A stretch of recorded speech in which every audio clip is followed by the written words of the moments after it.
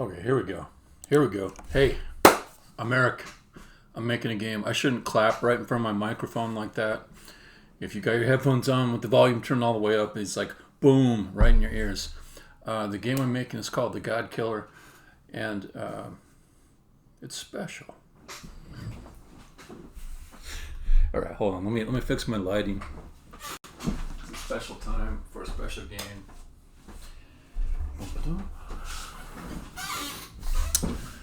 All right, I like to start off these streams with a demo. I'm going to be honest with you, I forgot what I did yesterday. I know I did stuff. I did do some things. What did I do? What did I do?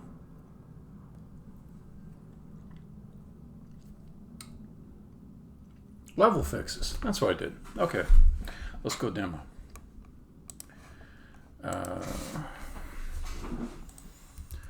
So, yeah, I actually have like a written report of everything I did yesterday, or at least everything I did last week, and some of these things were from yesterday. Okay, so let's go to, say, crawl spaces.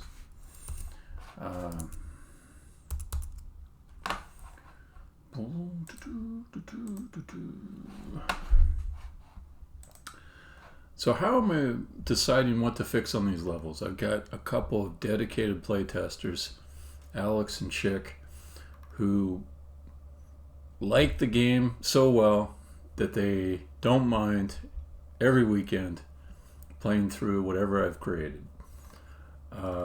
Here and there I test their patience on it, but for the most part it seems to be an enjoyable experience for them. But they send me videos, and I watch these videos with intense interest. Sometimes I'm not waiting for them to complain about a problem, because they're maybe just a little bit biased towards not complaining. But I'm looking for little things that, like, that is actually something I should fix. And so, let's see, crawl spaces.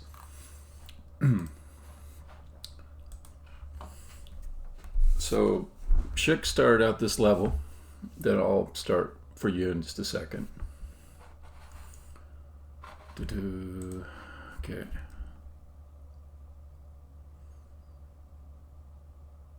Also, I'm a little bit upset at myself, so I just hit play, and that will clear out this exception down here.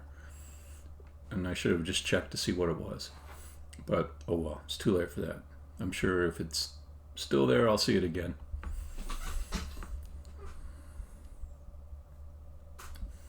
So it's loading the level, loading the level, loading the level, loading the level. If you're ever waiting for a spinner, make the infinity symbol with it, and it will lower your expectations for when that operation will complete. Okay, so this level, called Crawl Spaces, it's the introduction of super low ceilings that the camera does not duck under, but that you can walk underneath. Okay, you come out here, and when Chick first played this level, he walked around it all over the place, and it's like, how do I get up on these platforms? Now, keep in mind, he's a real smart guy. He's no dummy. And he's an expert at puzzle games. He noticed these openings here, and here, and here. Didn't see a way to get into them, though. You can fling across this way. That's not actually helpful for getting in there. Then he noticed there's a stairway here, and he's like, huh, that might be something, but how do I get in there?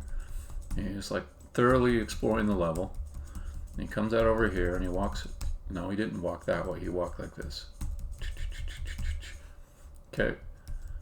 Okay, and there is the entrance to this whole thing right here. But he missed it. He went by it several times. Admitted he was starting to get confused about what the next steps were. And he started like pushing on each wall. And that's the thing I don't want anybody to ever do. I don't want people to feel like, you know, there's some secret way to get through, and they have to just trial and error, brute force, push against every wall. No, I don't want I do not want that. If he had walked out over here, he would have seen this. Now you're saying it's obvious. There's light coming out. Yeah, that's the new thing. I had light coming out of the crawl space to draw attention to this particular entrance. Okay, so that light wasn't there before, and it just looked like regular floor. Now the light's there. I put that in. Has some nice shadow effects when you walk in. I am using real-time lighting on this instead of baked. I just was unable to get good results with baked. The other thing I did, because there was a little bit of confusion about these kind of lightning bolt type things that were coming off of the blocks. They indicate where the block will go if you destroy it. And I changed it from a lightning bolt to a straight dotted line, just to make it look a little more informational, and also to make it look different from the altar lightning bolts, which are more like proper lightning bolts and look like a force of nature. So these guys can't be pushed anymore. If I break it, it'll go down there. All right, so let's go over here. They still look a little bit chaotic, but I think I've made peace with them. I don't think I need to futz around with them anymore. I actually did make another change yesterday that I tried and discarded, which was that if you went and stood next to one of these blocks, that it would, after just a brief moment of delay, show that same line off to the nearest block pad that it's associated with. It was just too distracting. Like every time you're walking around through past some blocks, there'd be all these lines popping up. And this one that just happens each time that you move the block is just a little more easy to make part of your understanding of the block. So I think it's better that way. All right, so that's this level. There's similar changes made to other levels too. Also, I made this purple light consistent across all the basements, all these crawl spaced areas, so that there's they all indicate the same thing. No purple light coming out of this one because it doesn't have a basement. No crawl spaces under there. Okay. That was one change. Is it worth going into all the other levels? What do you think?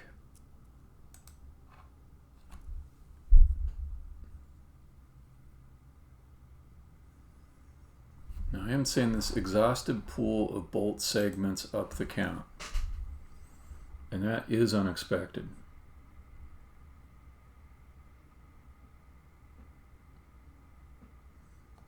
I got an idea why it probably happens. I do want to fix that. All right, I'll just kind of look over my changes, see if I want to demo anything else. Victory tiers, a whole bunch of stuff I explained yesterday. Mobium.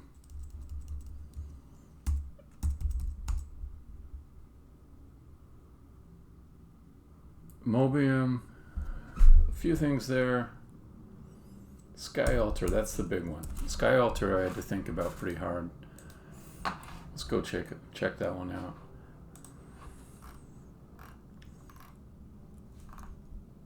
It's not called Sky Altar though, it's called Altar Spelling.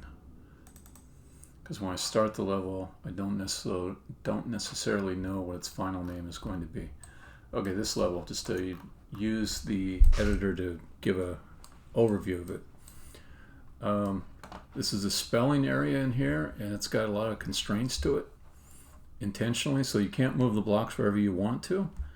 This down here is there's a column of altars here, and when you push blocks onto this, it will destroy the same block up here in this area. And you are trying to spell all these words here so you can make a path that you can walk across. When you spell a word, it closes these bridges so they become opaque, solid, and you can walk over the top of them. Before that, if you try to step onto it, you fall down onto the spikes or die or something. All right, so I'll just demo a little bit of the work I did up inside of top room.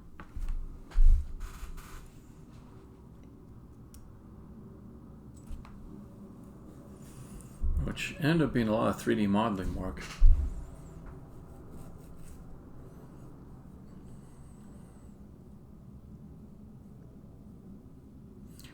So the problem was that these blocks could be pushed, these blocks here, they could be pushed west and east, and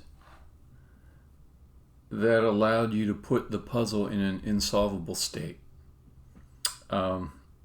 Originally I was thinking, if somebody manages to solve this puzzle pushing them west and east, it's not my intent, but if they manage to do it, I think that's a worthwhile solution, so I'm not going to constrain them to do it the exact way that I figured out. But then what happened is it allowed the puzzle to get stuck in some ways, and I wanted to fix that. So what I did is I added these rails, these north-south rails that you see. So you can't go west or east. You can only push these blocks in. Okay. So if I try to go west, I can't. The rail's in the way. It keeps me pushing the blocks in columns. The trouble with it is that this is the first place I've had a need to put rails in between blocks that are right next to each other.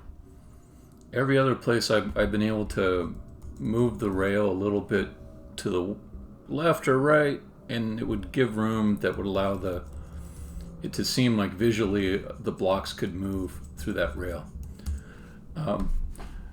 But here, since I've got them all tightly packed up against each other, if I put a rail that's kind of to the right of a block, then there won't be enough room to depict the block on the right side without the rail going into it. If I go the other direction, same problem, but with the left block. So it was just kind of like getting SUVs into compact parking spaces. But the solution I came up with was to alter the appearance of the rail geometry so that it's got an open part underneath of it, and it's okay if the blocks happen to be underneath this rail. Visually it'll look fine. Nothing will intersect with them. You won't see like the geometry of the rail just going through the block. So it looks like something that could be possible in the physical world, and that was my goal. I also added like a way that if you happen to get down underneath, that you can die and won't get stuck and have to restart the level.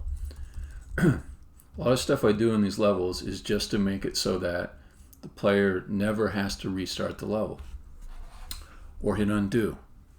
I know that modern puzzle players, they tend to insist, I want to hit the R key and have the whole level restart immediately, or I want to hit backspace or delete or undo, and then I can just do the puzzle the right way after that. And I say, no, we're not going to do that. We're not going to do that. This is my game. I'm going to do it my way. And my way's better, and you'll learn to love it. No. But no, I think it's better if you just set things up so you can play through. It feels better. You're not like always sort of feeling like you could mess something up, so you just say, okay, I'm just go ahead and try some stupid stuff.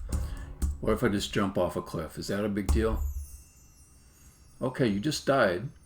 It did not put all the blocks in a different place. It didn't like reset them all to a location. So if the position of all these blocks was important to you, it's been retained after you die. If you got some of these gates open or closed in a way that you liked, it's just not a big deal if you die. If I go die in these spikes, I just fell off again.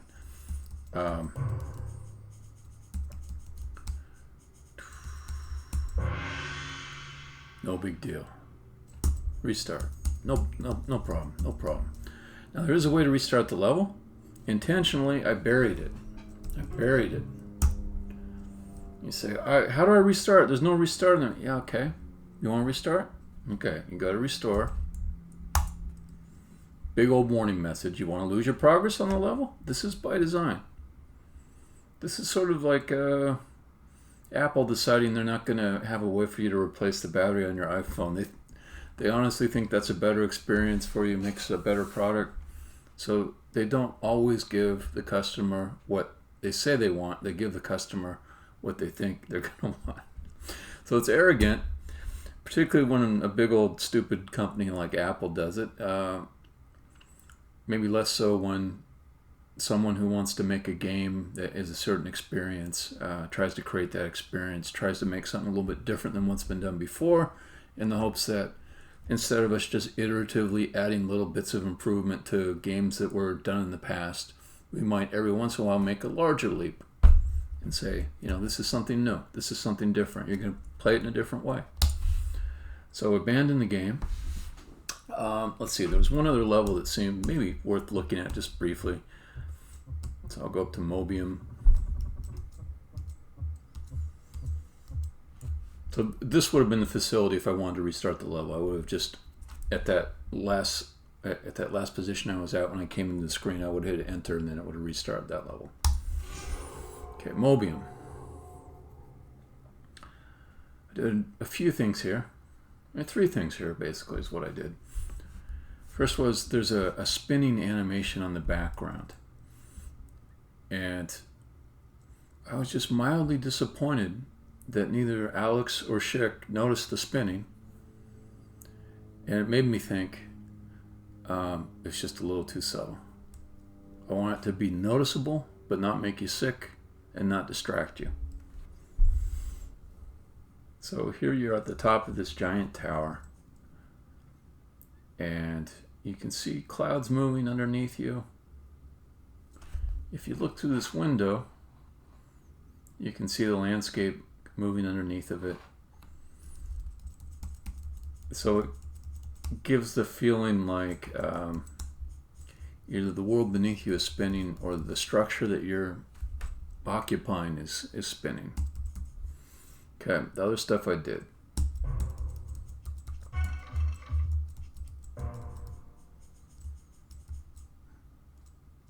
That's it. I don't think that's going to make anybody sick. I mean, we'll see. I'll get more input on it.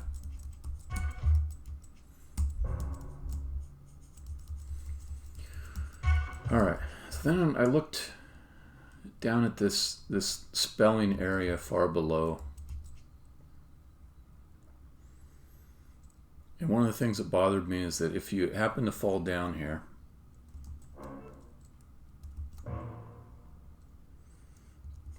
the old way, it was hard to see that you could die by moving off of the spelling area. I say spelling area, this is where you would move some blocks down to spell a word to progress in the level. And I experimented with like 3 different layouts for this, and this is the one I like the best.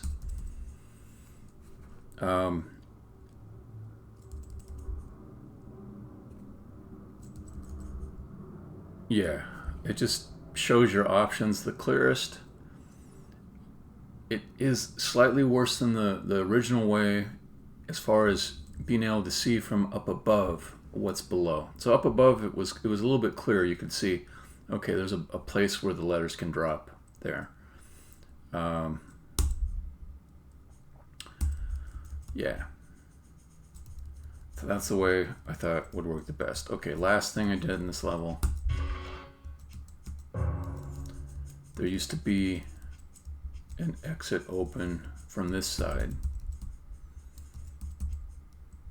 I didn't like it. I didn't like it for a couple of reasons.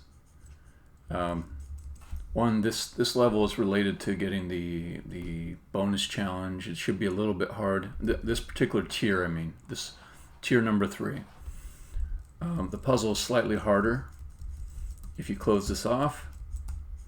And also it in some ways it's easier because it tells you that you cannot use these open windows to jump between corners, so it kind of points you to like what are they for then.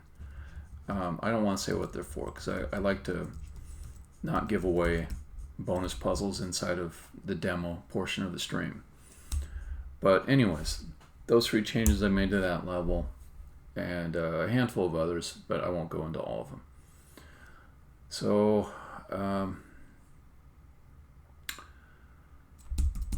let's exit the Godkiller. Now it says exit the Godkiller, all progress will be saved. That's maybe 3 or 4 days old. But yeah, there's mid-level saved now, which I'm pretty happy about. So if you come back into the game, it will actually start you in the same place, and it does it in a way that I think is just fiendishly clever, but I won't describe it all over again. I've already done that. Okay, so this session, I gotta talk about my psychology a little bit, which is not something I usually do, but first I'll say the weird thing I'm doing, and then I'll explain why. The why is the psychology. So there's a number up at the top of the screen. It says 260. Progress every day, 260. So this is a number of consecutive days in a row where I've made some form of progress.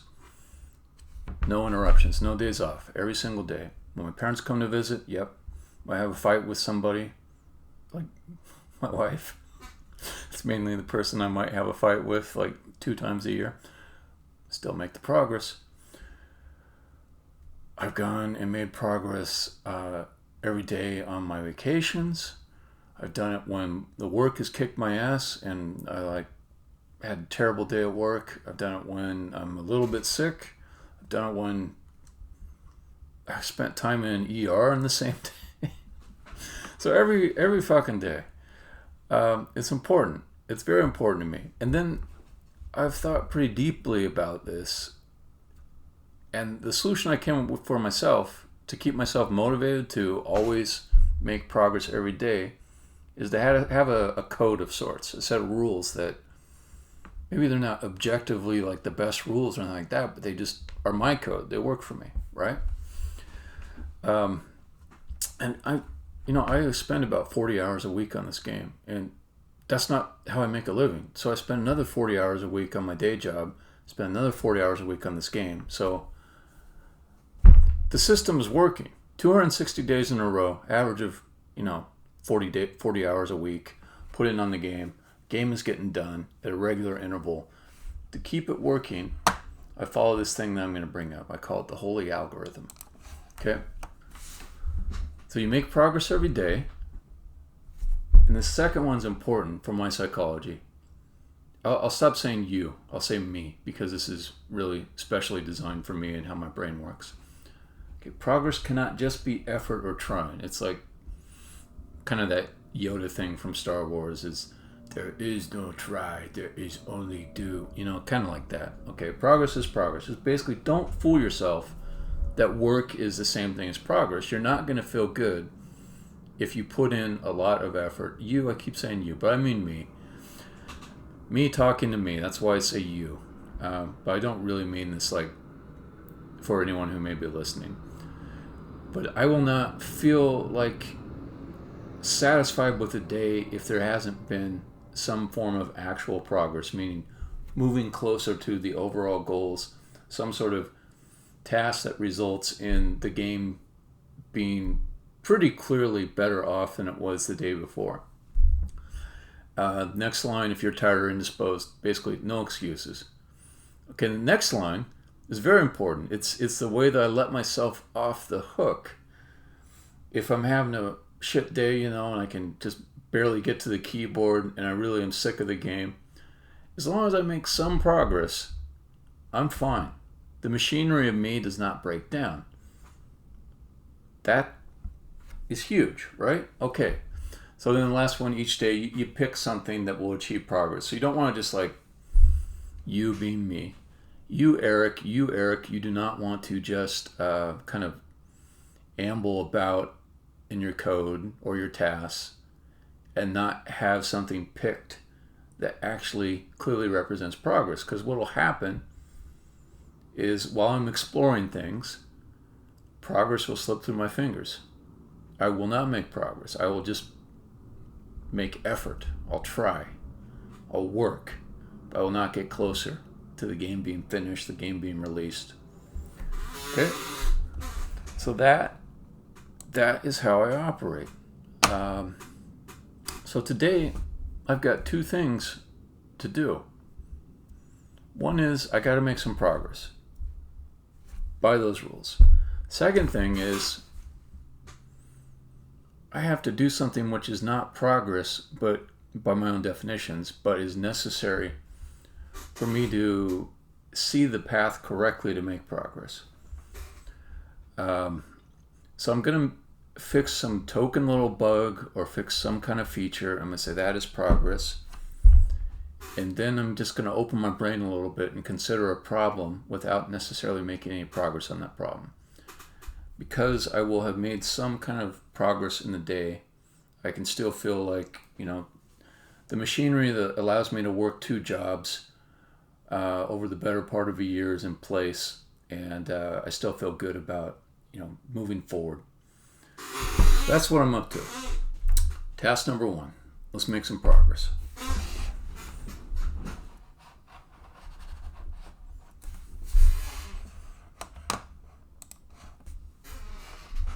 Okay, so I noticed a bug.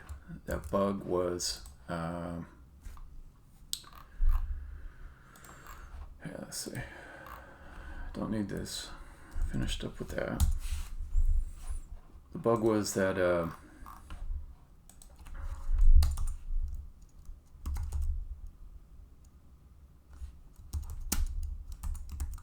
I already have a block section? I do. Okay.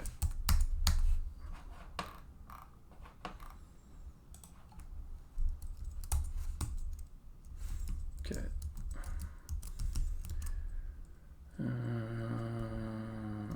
I fixed this. That's done. Bug. Running out of bolts. Even when just pushing 1 block. Okay.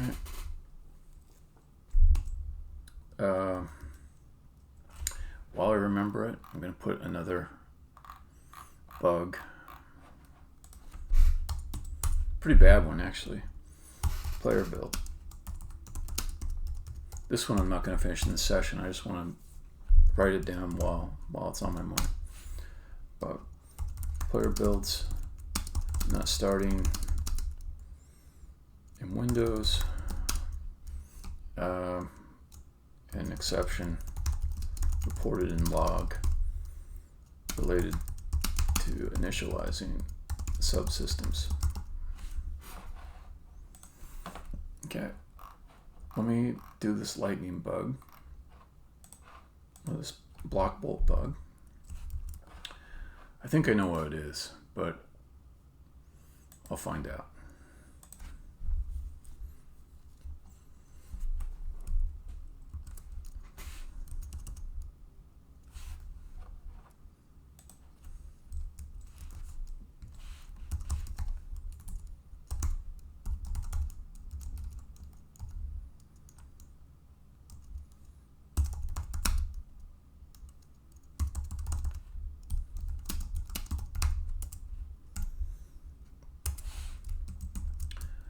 So I've got this algorithm that draws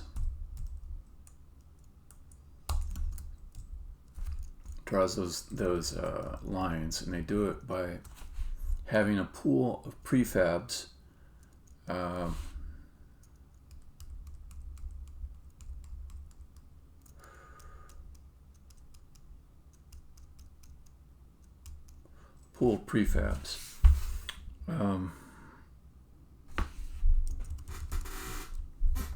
that represent segments that are put together on a path to show the location between 2 points with the bolt segments.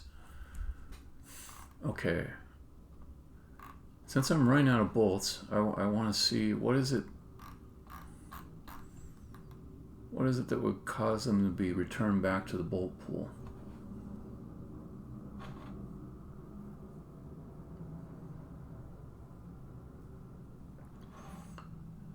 if the bolt is marked as not active.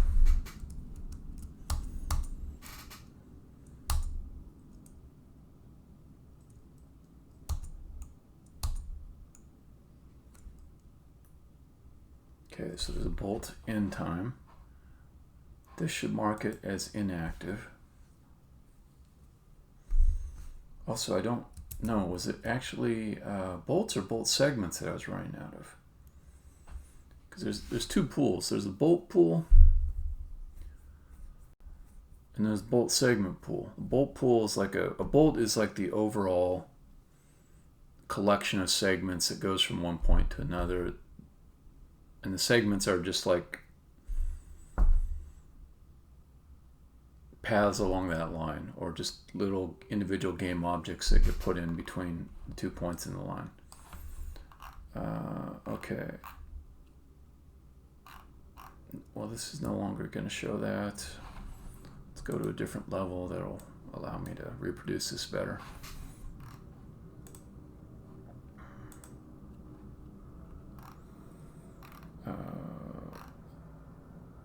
The Whelm? Yeah, that's a good one.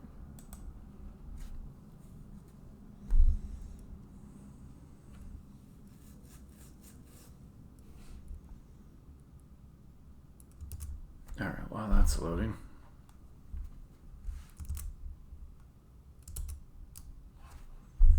Okay, it might have been bolt segments, so let's do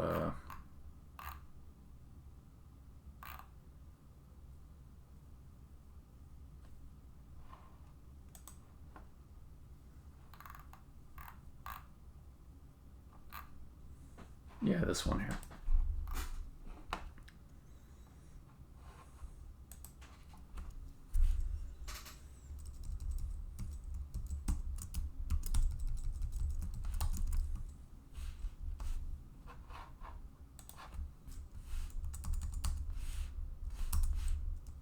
That's a weird. Oh, because I put it right in the middle of the function declaration. Okay. So let's see.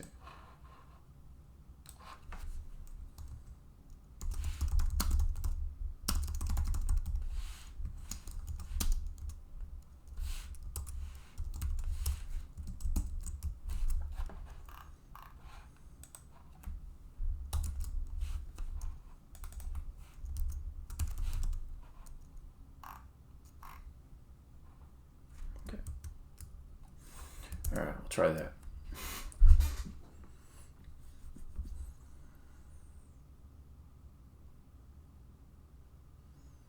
I think I know what it is, but I'm not sure.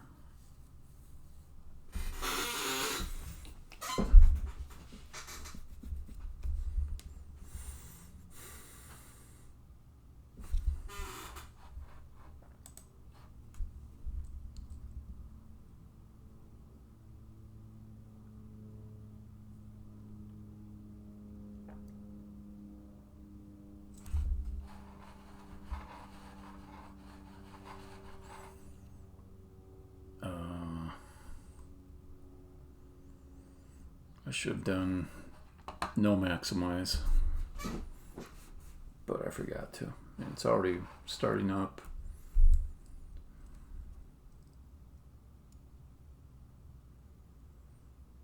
It does feel like all the levels are taking longer to load now. I'm not sure why. Okay.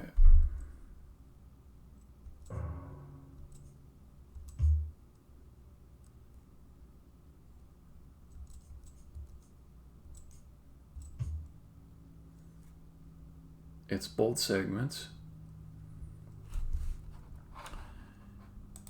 Okay. So it used up a hell of a lot of bolt segments. Dang it.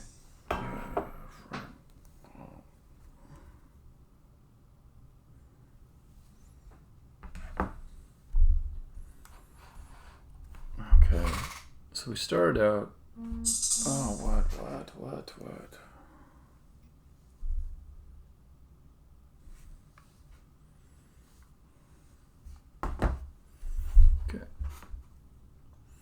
So we start out with just a ton of bolt segments.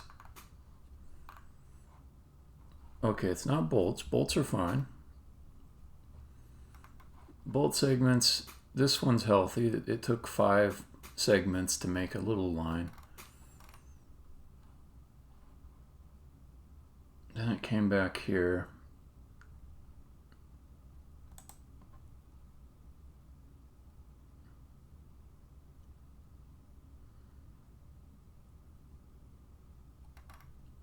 And who knows? Who knows? But I suspect it's because I set the minimum size of a bolt segment to be inflexible that it's kind of shooting past the endpoint. It's not able to make small bolts anymore. So I think I can make one good improvement, and either it'll fix the bug or it'll just be a good improvement, even if it doesn't fix the bug. Bolt geometry util.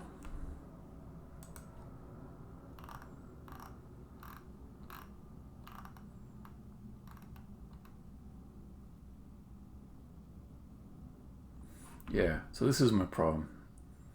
So I'm saying you have to get within 1/3 of a meter to the endpoint. But the minimum size of my segments is 1 meter. So, I mean, a lot of times you're just going to overshoot it. And then, like, you can kind of picture, like, those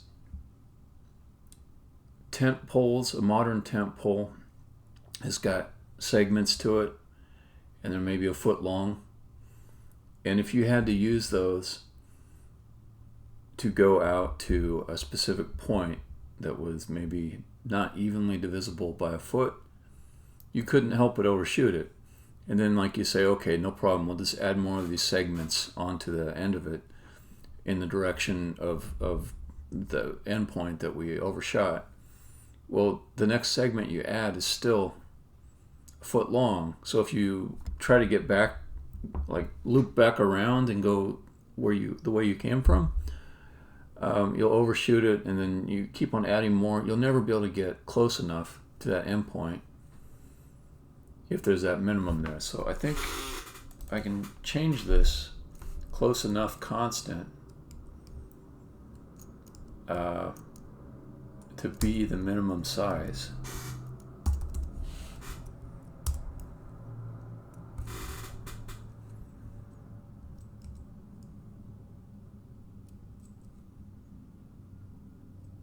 I think just so there's no weird floating point nonsense going on, I'll just do this. Let's do min segment length times 1.0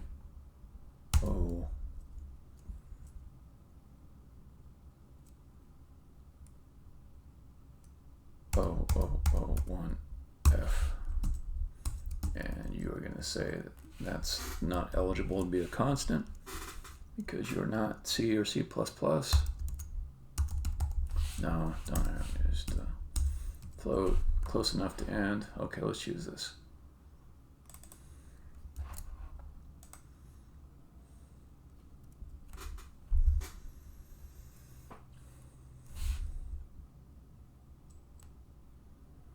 In fact, let's just say plus.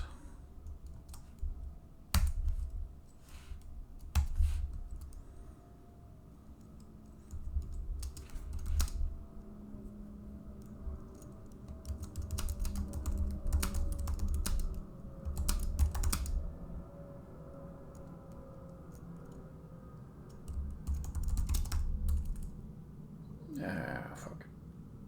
Just need to explain every little thing. Okay, close enough to end. And I guess this is no longer constant, so I'll change.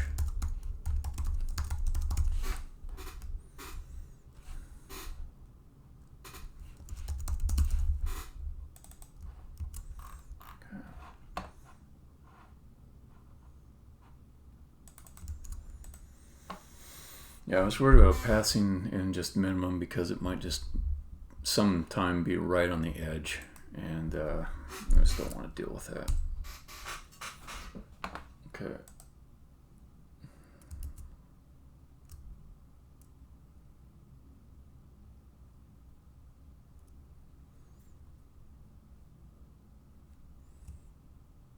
Let us see. Let us see if that fixed it.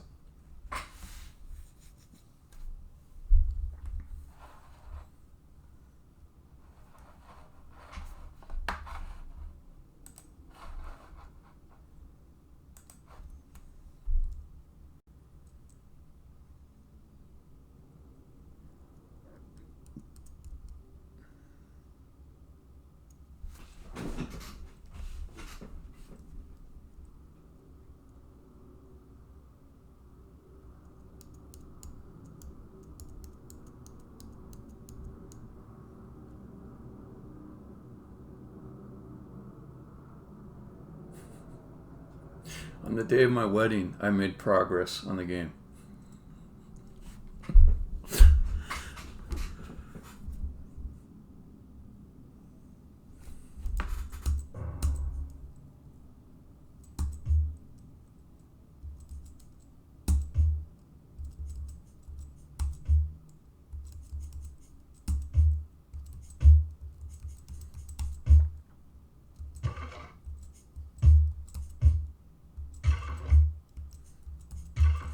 That fixed it.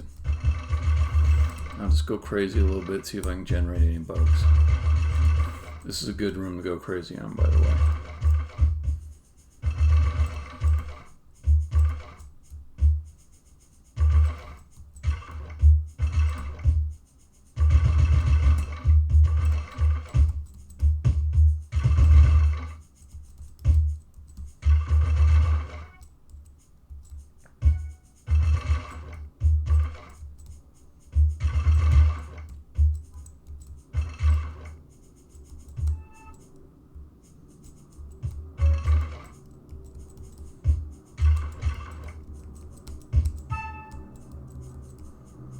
I think I fixed it.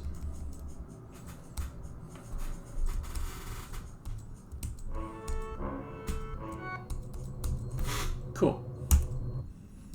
So I'm counting that as progress if, when I look at the console log, it's all good.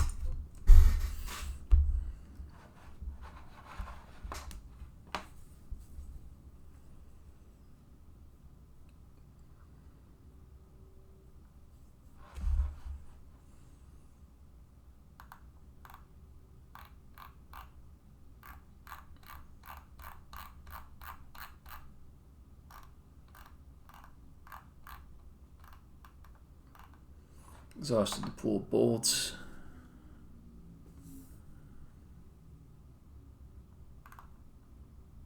That's understandable in this particular room. And it recovered from it.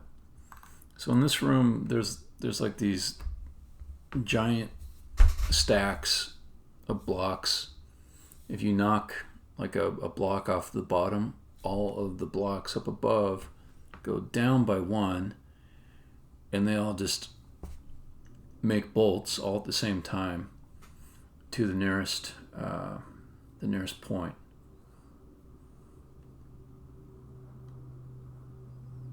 It does make me think of a good optimization, though, because one thing I noticed was you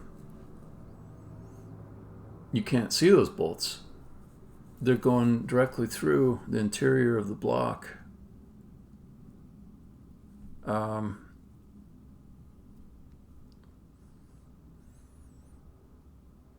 While it's fresh in my mind, I'm going to fix that. Or I'm going to optimize. Yeah, this all looks healthy. There's just this very understandable warning.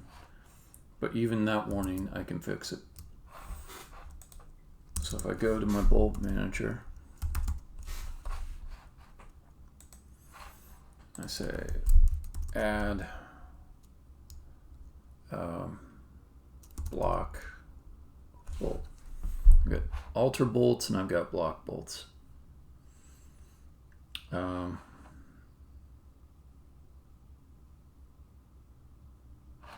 Let me see what's calling this, because I may want to put the logic there instead.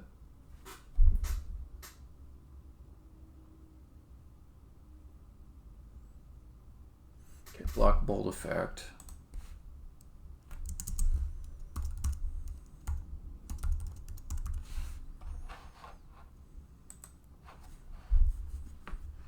Who's calling block bold effect?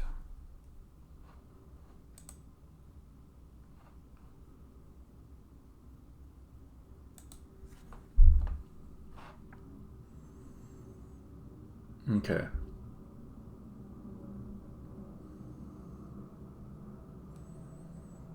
So this one,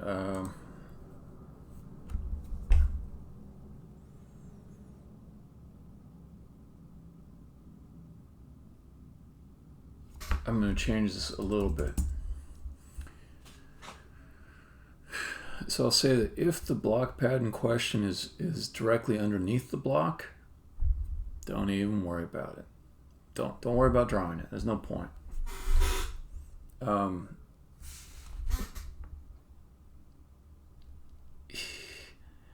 If it's above it,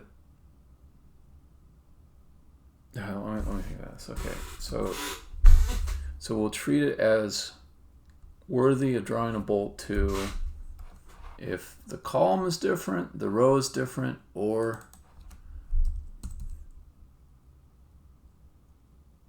the pad is above the block.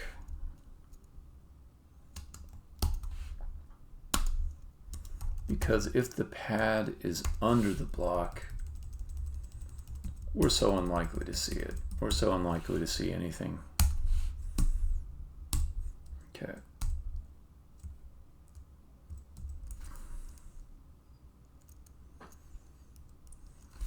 Okay, now I'm going to do a thing for readability.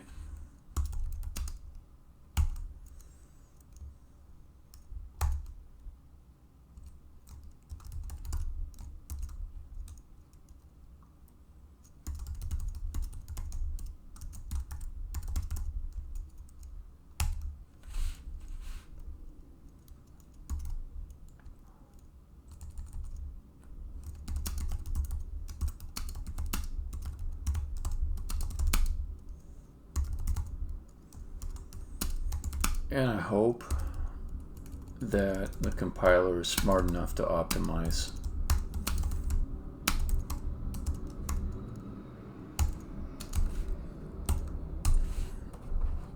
I don't think it'll ever be that important, so let's just throw this down here.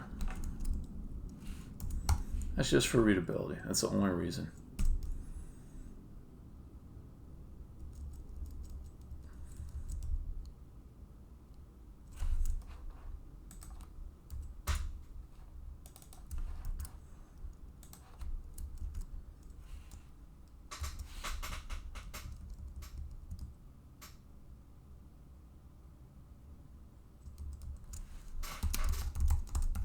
I was thinking about adding a comment there to explain what I was doing.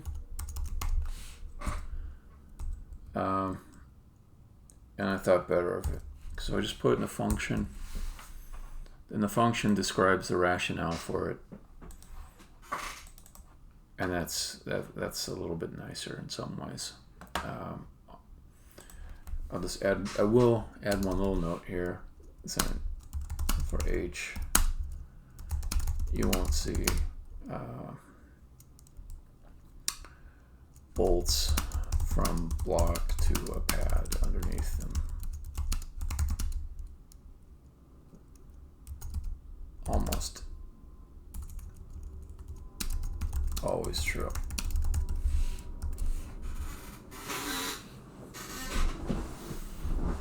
Okay.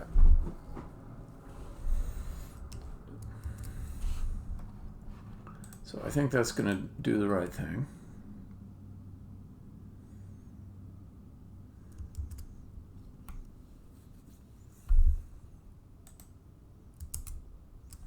And it should reduce the number of bolts that I need in this level.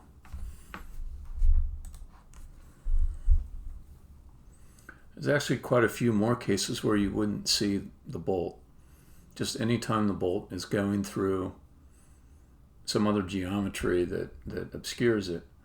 But those cases are harder to detect, or you could say that the amount of time you'd spend detecting those cases, the amount of CPU is probably more than just drawing the bolt, even though it goes through stuff that entirely obscures it.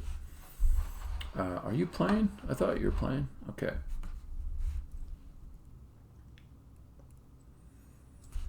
All right, let's see how we do.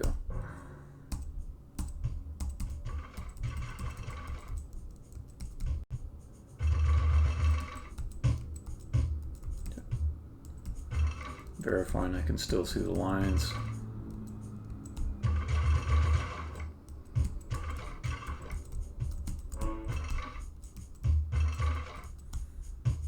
And this is where it would start drawing a ton of bolts right here when I do this. Okay, let me just test this properly. Get really tall towers.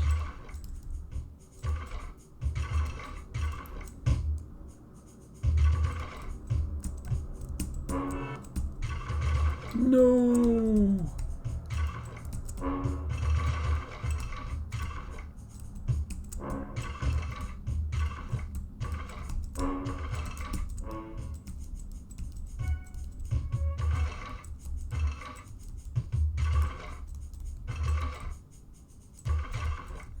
All right, then I can go worst case right around here.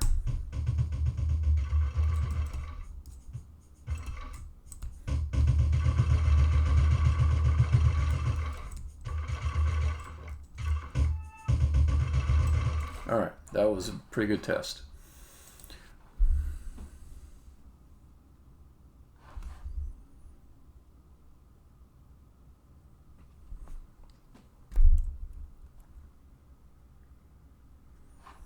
Okay, I'll go up to the top.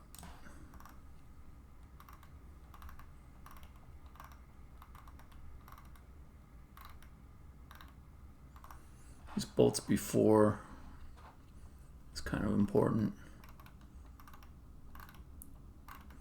11, 10.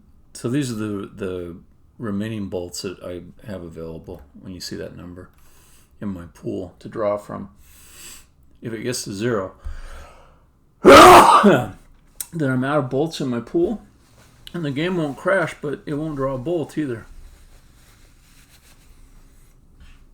And we'll use the pool to avoid allocating memory after the level load. So if you're just doing new bolt allocations or new anything again every frame, or many times, it results in frame drops due to garbage collection activity. Okay, so that fixed it. That was a pretty nice bug fix there.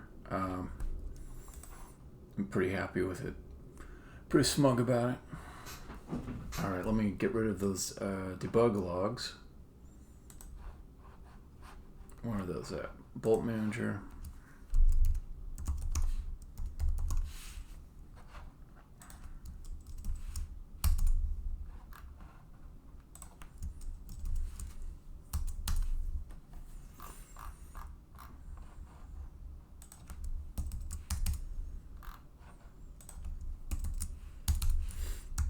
And let's go ahead and make a commit.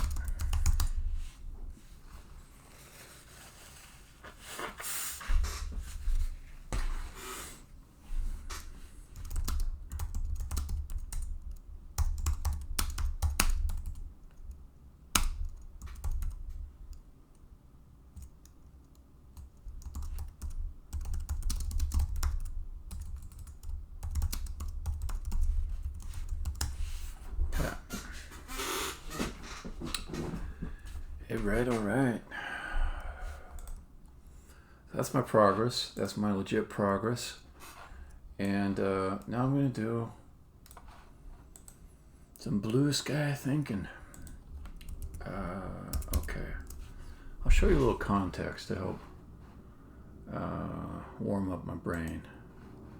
maybe warm up your brain too.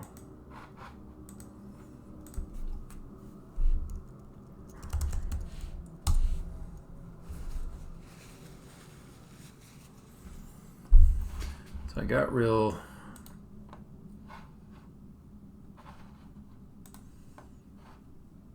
I don't know. What's the word? Full of myself.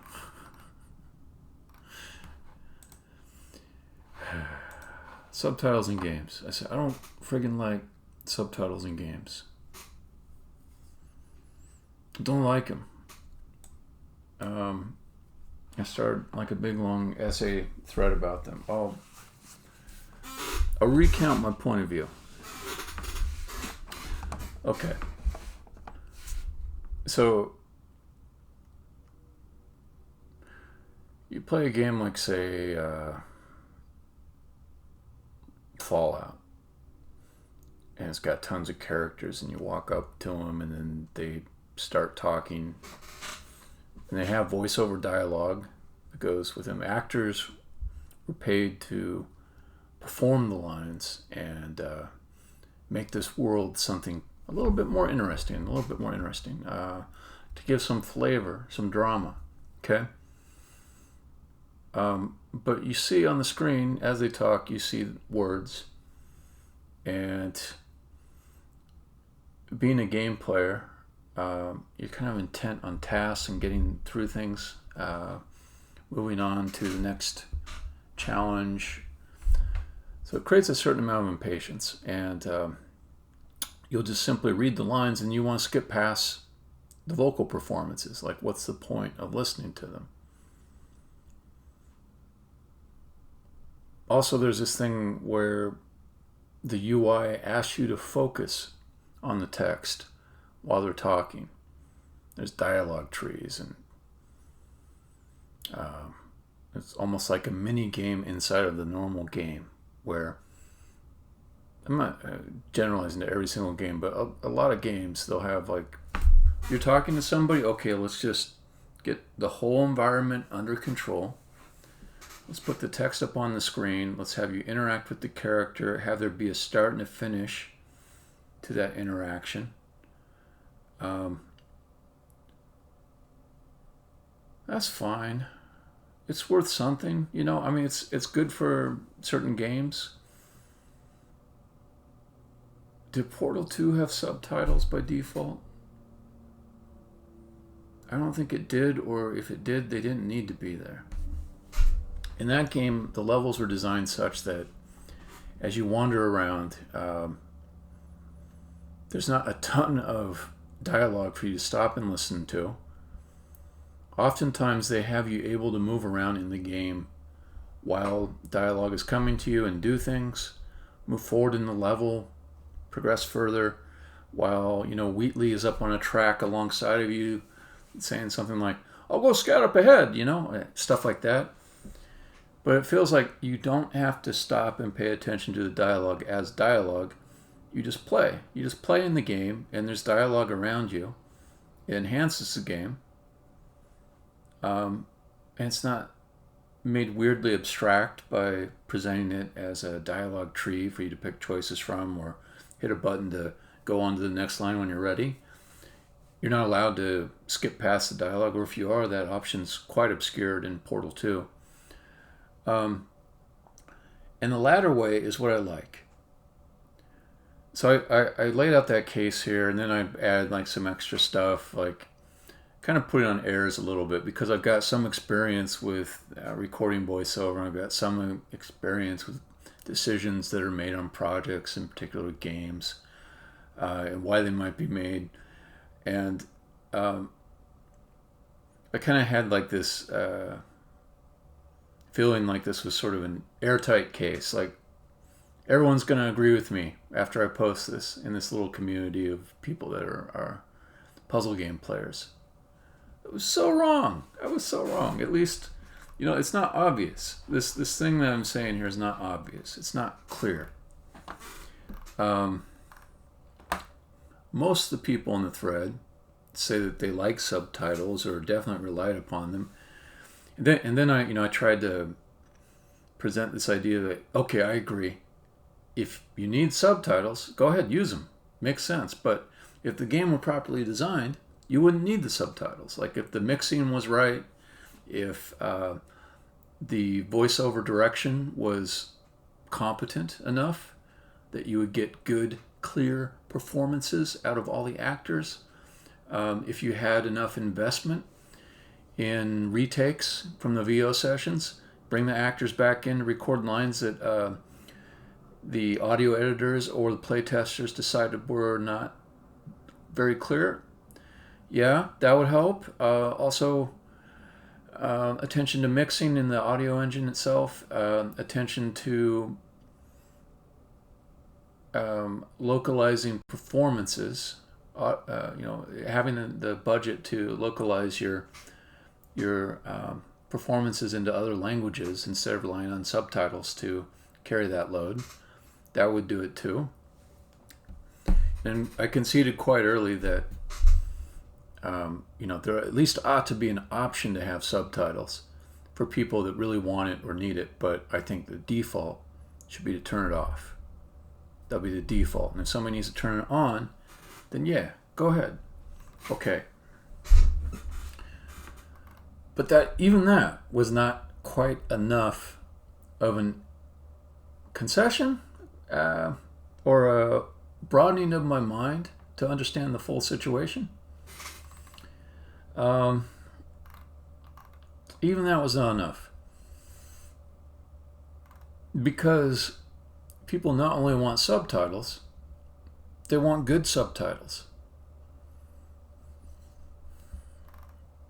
And now I'm a little bit torn. Particularly when you get into accessibility issues. There was one good point that was made, that one of the problems I had mentioned about subtitles, and that they sort of ruined the delivery of the line because they give information before the actor has spoken the thing. Them's all took Alex Diener. He mentioned, there's some games that they time the delivery of the words down to the syllable level so that it matches the dialogue that comes out. That's not something I'm completely unfamiliar with in the game engine right now. There's a karaoke feature that will play song lyrics with syllable level timing, so that's not out of the scope of possibility.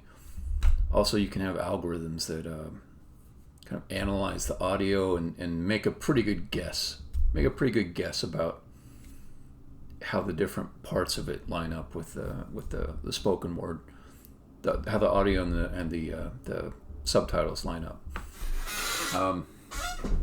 Also, I tend to have facial animations that go along with the audio, so that requires some kind of authoring, and I have a tool for it, to say where the animation happens for individual lip movements for visemes that correlate to the spoken dialogue.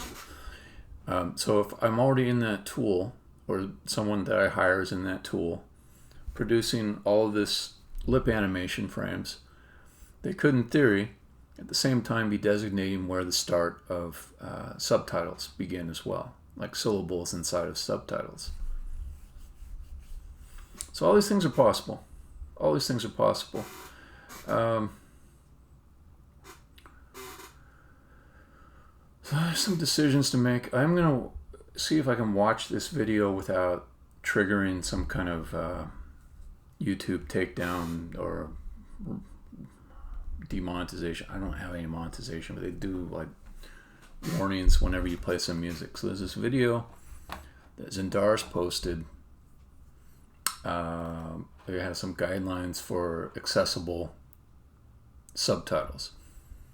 And I want to watch this because I don't want to, in my quest for providing the ideal experience, lock people out of not just reading subtitles, but reading good subtitles. So I'm going to see if this video has some information that seems important to me or expands my understanding or affects my actions. Video games are for everyone. But there's one group... I have to stop it right away. I heard music in the background. If I play it with the music...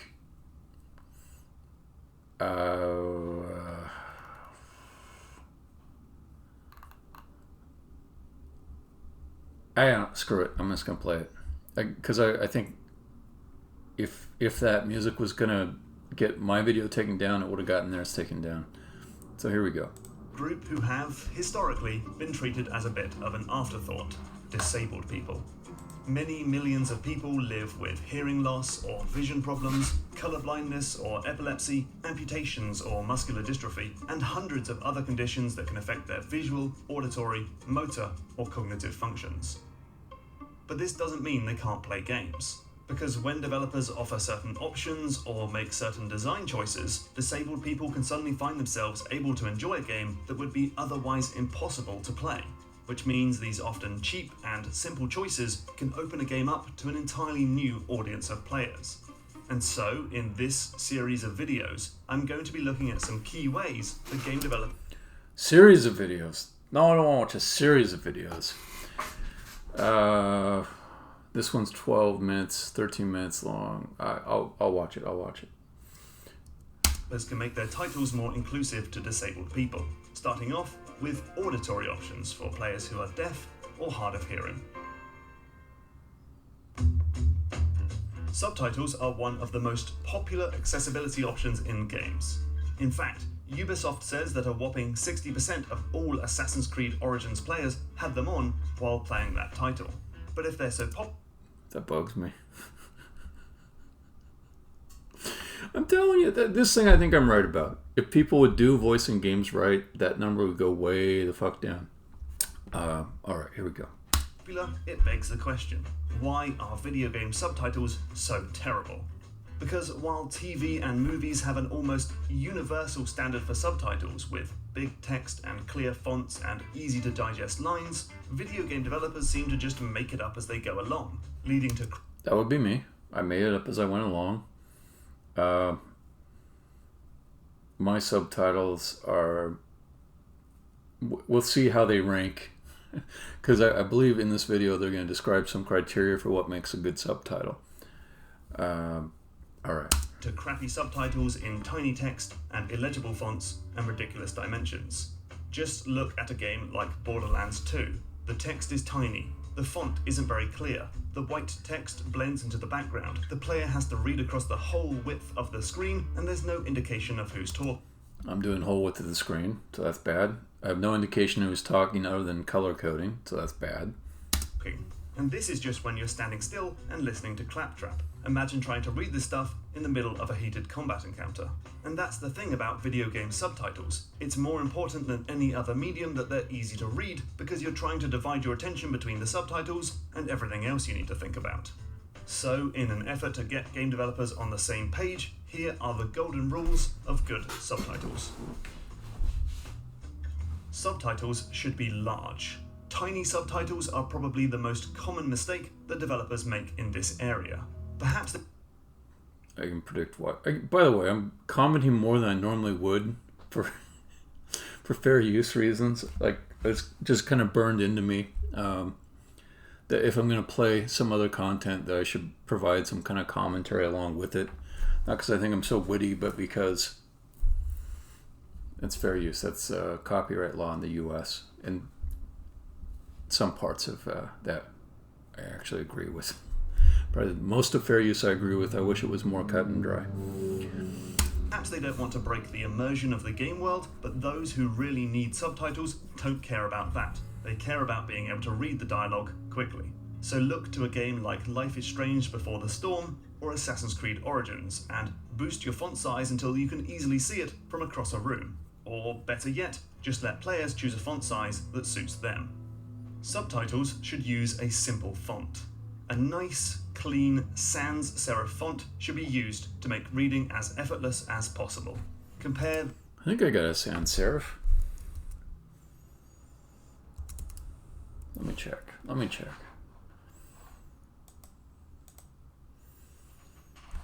Yeah, sans serif. It's pretty big. It's pretty big. It's not bad. All right. The easy-to-read text in Detroit Become Human to this horrible scribbly font in Metal Gear Solid 5. This is not the time to keep up your brand identity, this is the time for clarity. Subtitles should contrast against different backgrounds. Try and read this subtitle. Pretty tough, right? It's interesting, because they did make some kind of effort. They put, that drop shadow around it, not a full stroke around it. I've got a full stroke around mine. I was trying to make it legible across different backgrounds. Well, it's not surprising, considering that the pale text and outline is practically camouflaged when placed against certain backgrounds. Subtitle text should typically be white, with either a thick black border or a dark black shadow, or best of all, a semi-transparent black box, like in Pro. I'm looking at that semi-transparent box and thinking, yeah, maybe throw that on there. That wouldn't be hard.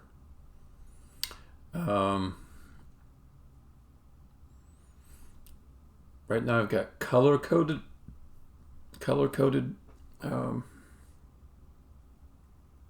text, which I can see the argument against. So it's color-coded by character. That's not great. It's not good at all, actually. It was an idea, like maybe if you see some green text, you'll know that's always from a certain guy, and then like if you see some red text, you'll know that's always from M, and stuff like that. But it doesn't work. I know about color vision deficiency, so yeah. Pray. That will work against any background and stop readers needing to strain their eyes to keep up. Subtitles should be short. If you look at movies, you'll see that subtitles only contain a few words at a time. Guidelines for places like the BBC and Netflix did pretty well with that. State that each line contains about 37 to 42 characters and only 2 lines are shown on the screen at once. In games though, I kind of like the idea of, and I'm going to start writing this down. Hold on. Things that maybe I want to do for subtitles.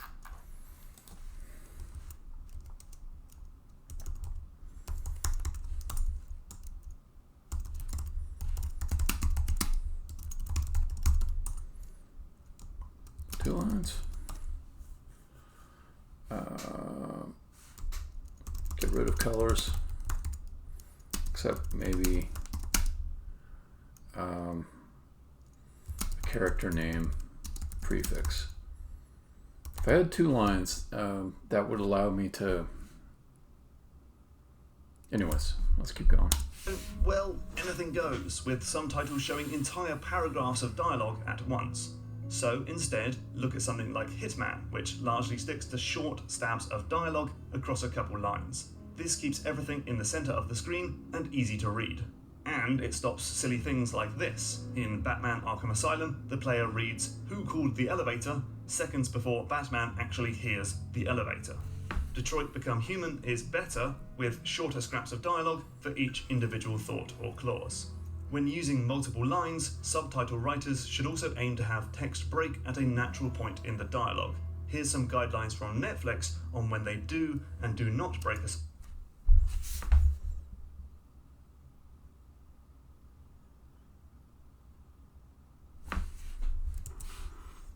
Yeah, it just makes me think I could go shorter on the segments that are there. I think I've been writing a style that has pretty short sentences already. So I've mainly been using clauses. So if I say how to break up, like just take a line like this. Here's what I would be doing now.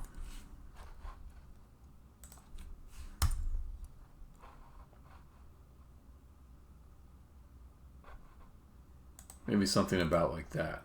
That's about what I'm doing now. Shorter line breaks.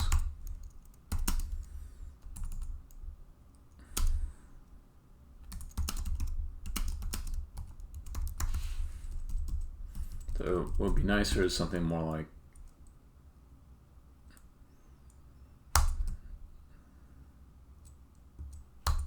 something like that.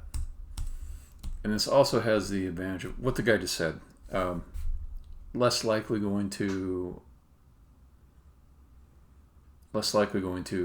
give away things before the actual moment occurs.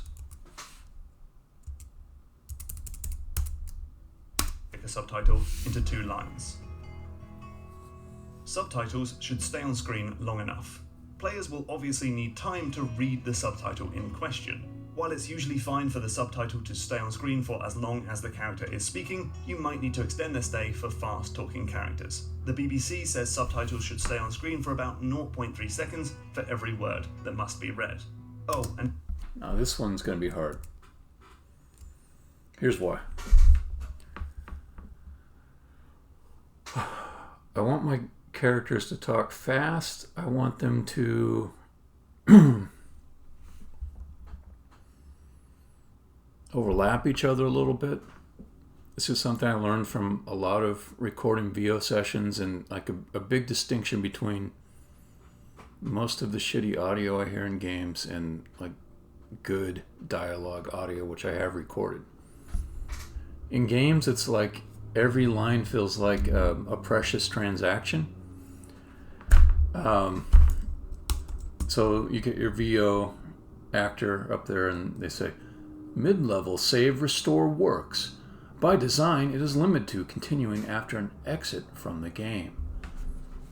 Okay, you get a good actor, not me, but they'll be more like, mid-level save restore works. By design, it's limited to continuing after an exit from the game. I mean, they won't slow down so much, right?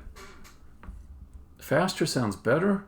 Stephen Merchant didn't like slow down his Wheatley lines to something that was tedious. You know, his style was there in how he read it. But I'll put this down. Minimum time on screen. Use second line for showing a pass line. And don't forget to create a visual gap between subtitles. On Netflix, there's a few frames of nothingness whenever the subtitles change. That is actually awesome. Visual gap delay between subtitle change. Barely noticeable flash will catch the viewer's eye and tell them that there's a new line of dialogue to read. If you don't do this, like in Borderlands 2, then players might miss that there's a new line. Subtitles should indicate the speaker. When you have lots of characters on screen and you can't hear the dialogue to distinguish a voice, it can be tough to know who is actually saying the line in the subtitle. This is why video games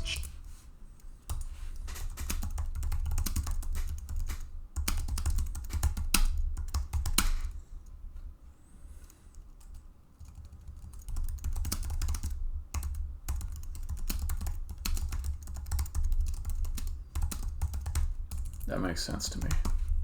There's a lot of good stuff in this video.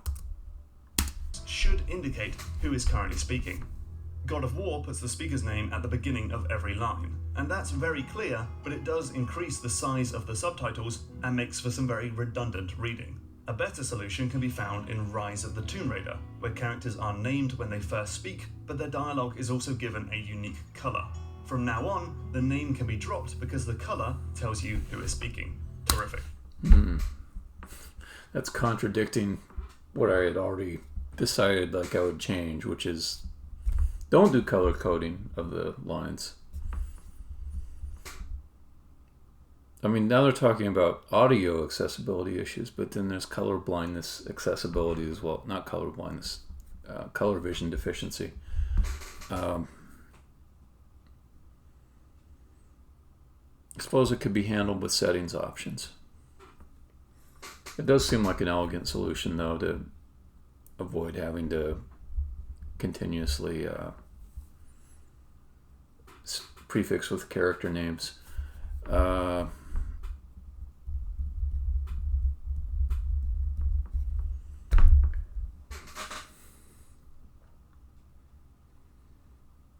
might be some upper limit to it.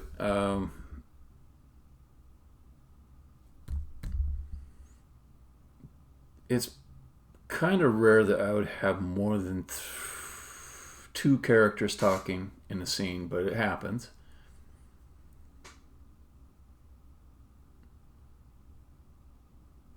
And usually when there is like a third or fourth character, they're sort of like,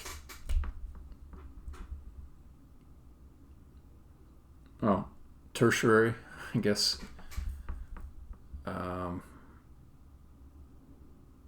Maybe not even tertiary, but just they're like not the primary people in the dialogue. It's pretty rare to just have like that scene where you've got 3 or 4 people that are all just involved in a conversation for a long period of time. There's usually 1 or 2 people that are the focal points, and occasionally somebody else chimes in with a little extra. So it could be a case of just picking like maybe 2 colors and then using them in these situations where there's 2 speakers, and then if you have 3 plus additional people, could give me just like 1 more third color. So you could do 3 colors, like maybe the third color is like I don't know, it doesn't seem right. You go beyond white and yellow and then add even a third one. I don't know. Just say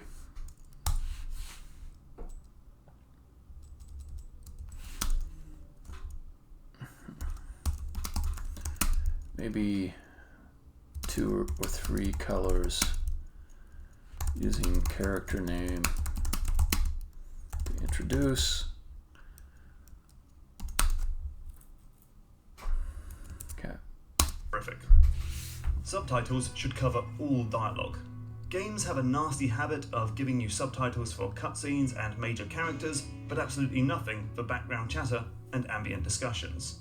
In Mirror's Edge, for example, these cops have lines, but they don't have any subtitles. This is especially important when that insignificant dialogue ends up being actually quite significant, like in Hitman, where guards will tell you whether or not you can enter certain areas in your current disguise. I can't let any patients through this way. Rules are rules. For whatever reason, Oops. those lines are not subtitled at all, which actually brings us neatly onto the next topic. Because accurately conveying spoken language for cutscenes and dialogue is one thing, but games are unique in that they often use audio cues to convey important gameplay critical information. In Overwatch, for example, every character has a unique voice line to indicate that they're about to unleash their ultimate attack. So if you hear "Justice reigns from above," or It's high noon, you know it's time to duck for cover, even if you can't see Farah or McCree on screen. Unless, that is, you're deaf, hard of hearing, or just have the sound off, in which case you won't know anything is about to happen because those sound effects have no subtitles or related visual cues. Without sound, you're completely screwed. A game like Half-Life 2 is much better in this regard. This game, and most other Valve titles, offers full closed captions that don't just cover spoken dialogue, but also gunshots, enemy chatter, explosions, and more.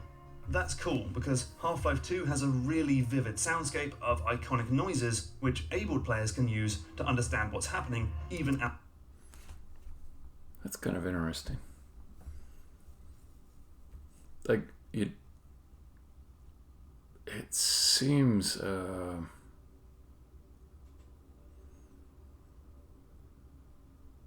maybe kind of tough to do, but possible. So, I mean, it's like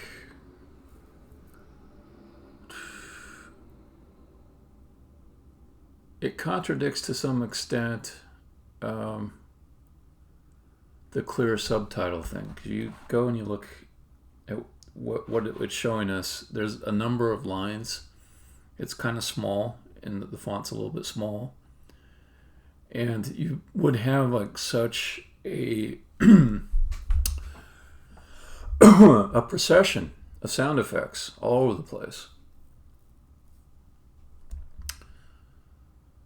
I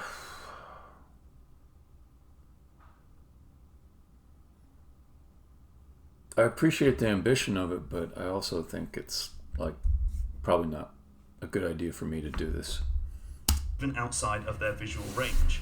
But these closed captions help bring that experience. Now, if there was a sound effect that was particularly meaningful, not meaningful, I'll say actionable, meaning it would change what the player did if they perceived it, then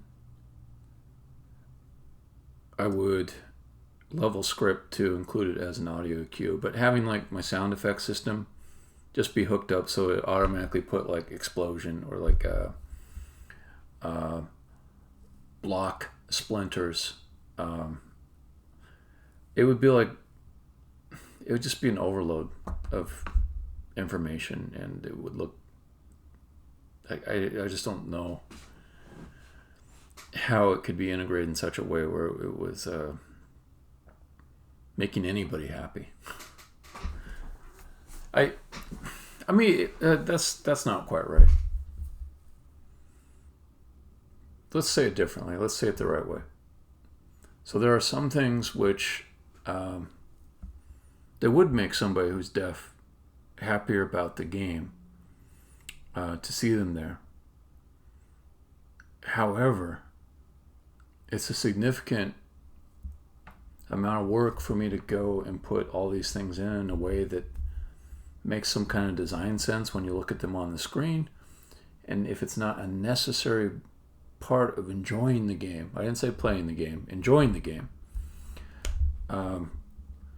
then the cost benefit on it is just like, even if I want to make people really, really like the game if they're deaf, that's going a little too far for me. It'd be too much work to do it well. To the hard of hearing. Unfortunately, it doesn't tell you where the sounds are coming from, but when... That's the other thing. That's the other thing I was thinking about is, okay, I was picturing like these bits of text all over the screen in different locations, so it would give you some kind of indication of where it was coming from. But I think that would make the screen look terrible. I think even like someone who was deaf, if they saw that constant load of information, they would say, would you please just filter it to the stuff that's actionable or particularly dramatic? I do not want the constant update of the text for every single little thing that happens 1,000 times in the game. I would be curious on this particular game what the reception was to all these sound effect things. You know, if they had stats on it to see like who turned it on or turned it off, that would be interesting to me. We're now starting to see games that don't just describe the sounds, but also help explain their location. Minecraft's audio cue subtitles, for example, use left and right arrows to help you orient noises like plopping items and moving animals. And Final Fantasy XIV lets you turn on an overlay that visualizes sounds and helps show where they're coming from, even if they're behind you.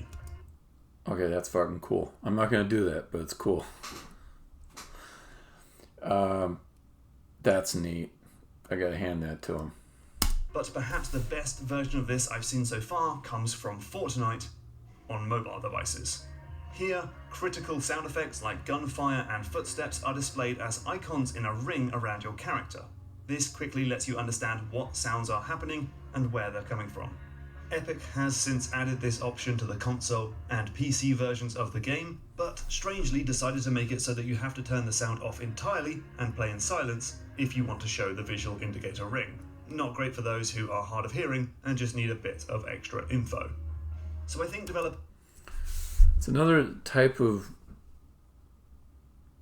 player that I'm not really interested in catering towards. It, not to say that their choices aren't valid, but sort of like the person who has their laptop on a bus and, you know, like this won't even go on mobile, you know, for example. And they want to be like chatting to somebody else maybe in a cafe while they're simultaneously playing on the game. The Godkiller is designed to be a full attention game. Like not just like you're kind of casually fiddling around with it. I want you all in when you play it. In the same way that if you go to theater, I know it's hard to imagine it in these lockdown days, but if, say you went to a theater performance, it's rude as fuck to be fiddling around with your phone. Boy, I think this might actually be a generational thing. For me, I would not dream of, like, in the middle of a theater performance, kind of fiddling around with my phone when there's living people, like, doing something in front of me that is special, right? Now, it's not like that you need to pay respect to me. I don't care.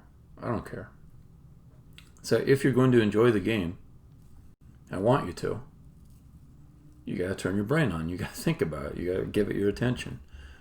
I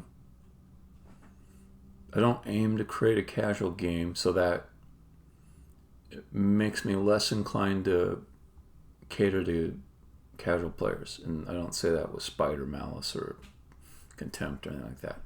It's just, this is the type of experience I want to make. So that rules out certain things for me. Here we go.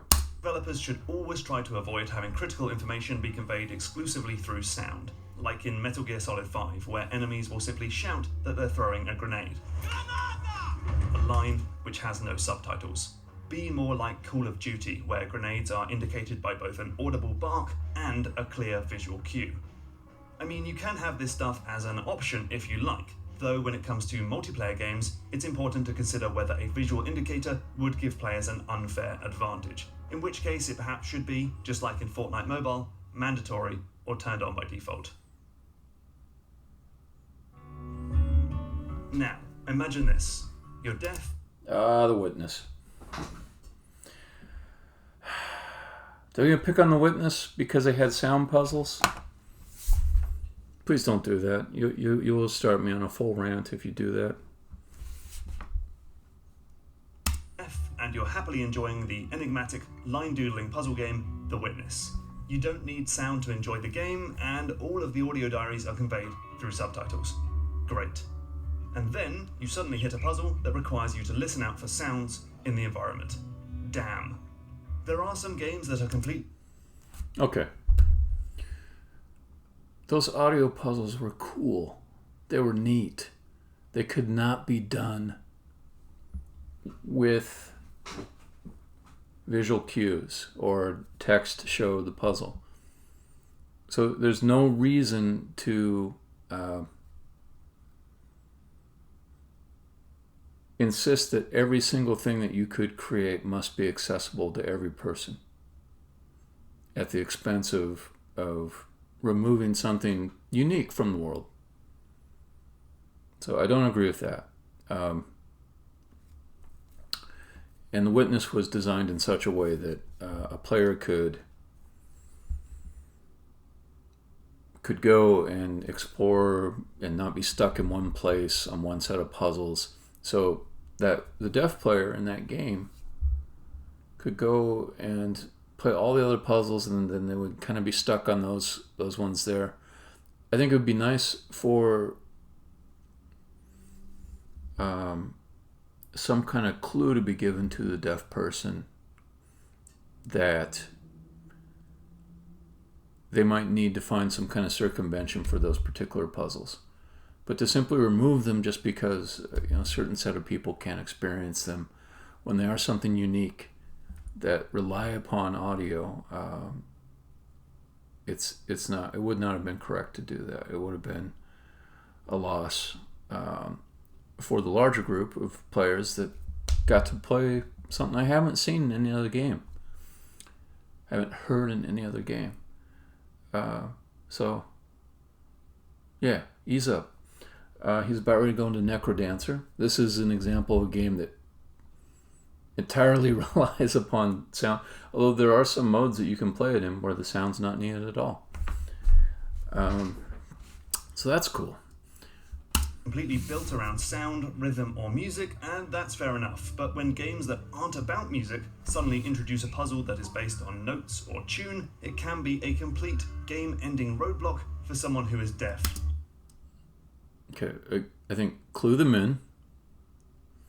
You can have a little message at the beginning or something like that, or you could say, like, the first time the game plays, are you someone who has difficulty in hearing sound? Perhaps something like that. Or there could be on the screen like some kind of icon or something. Even then, there's such an elegance to the Witness's design, even from the starting screen, that to clutter it with, like, it feels like opening like a mysterious present. So it's hard for me to see how they could have fixed this. I think there will be some deaf people posting online someplace, how do I get past this puzzle? Someone will say it's an audio puzzle, and they will just have to cheat their way through it. But yeah, I don't know. There could be some cleverness in figuring out a good way to clue players in that are deaf that this requires audio. But I would not remove it. It's a fucking good set of puzzles. Really cool. Or hard of hearing. This happened to players in Undertale, where there's a puzzle where you need to listen to a tune in one room and play it back on a piano in another room. Thankfully, creator Toby Fox later patched the game to have the answer simply appear on screen if you wait near the statue, giving players an alternative way to finish these puzzles, or using some kind of visual element, or making them completely optional, which they kind of are in The Witness, I guess, would stop sound puzzles from being the end of the road for players who are hard of hearing. They are kind of optional. I can't remember if they unlocked something that was necessary to get to the end of the game. They're definitely like something you could skip and just go on to other puzzles, but I don't remember if they actually were a requirement to finish the game.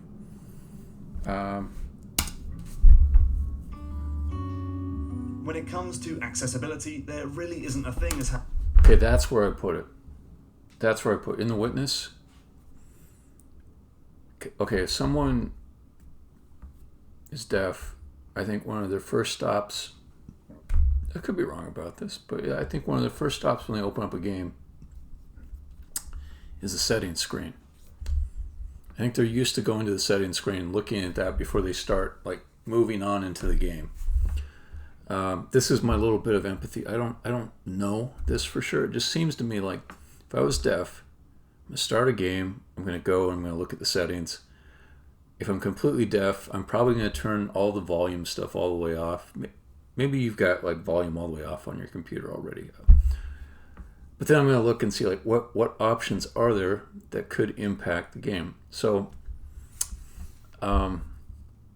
this is where you'd put something in The Witness that allows you to bypass audio puzzles.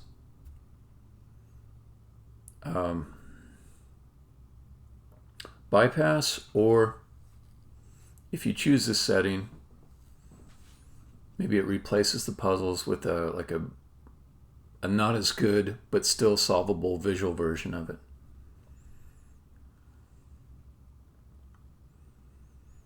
Yeah, it would just be such a shame to dismantle those puzzles, though. And I really disagree with the idea that any puzzle that is some people have to be left out of is shouldn't be included ever. I disagree with that. I feel like it's already the case that many experiences leave most of the people out of them as far as being able to enjoy them by virtue of how our brains work, what types of things we're good at, what types of challenges work for us. Now, I suppose that's a distinction that there is actually a difference between being completely unable to solve a challenge due to a disability, as opposed to the challenge being unenjoyable to you because of the way your brain works and your tastes. So yeah, I shouldn't try to lump that all in together, but I know there's puzzles in games I've made that most people would not be able to solve, or at least like it would just be an unbearable amount of effort for them. It would be like no fun at all. It feels like I'm leaving those people in the dust, but it's not the same thing as being malicious about it. It's not the same thing as being unfair about it, or mean, or callous. Not all experiences can be for all people. I mean, I'm overweight now, but I was overweight, like 15 years ago. They wouldn't let me on a zip line. The weight limit was 250 pounds. Good. Don't let me on the zip line. I don't want to friggin' break your zip line. I don't want you to make extra strong zip lines that cause like the price of everybody else who's under that weight to go up, because you have to, make cables that hold 100 extra pounds. Then, say you made one that supports up to 350 pounds, and somebody comes out that's 400 pounds, and then what? Where does it end? Where does it end? Yeah. So be nice about it, but it's not like everything has to be for everyone. That's what I think. As having too many options, and in terms of audio, there are lots of things you can let the player fiddle with. For subtitles, some games let you change the size of the font, and Assassin's Creed Origins lets you decide whether or not to show the speaker's name and whether or not to use a background. Another important option is the ability to change the volume of different parts of the sound mix. Games like Mortal Kombat X let you change the volume of the effects, announcer, dialogue, music, ambience, and cutscenes, allowing players who are hard of hearing to drop, say, the background music in order to increase the volume of the more important sound effects. I got that. I put that in last week. And finally, players should be able to turn on subtitles before a single word of dialogue is spoken. This can be achieved. Wow, interesting. I mean, this is the exact thing I was kind of like recoiling against in the first place. I use the word recoil. I see it on the screen. That's how my brain works. Achieved with an accessibility menu before the game starts, like in Naughty Dog's more recent games, or a simple subtitles button in the first cutscene, like Infamous First Light. What would you do with the subtitle button?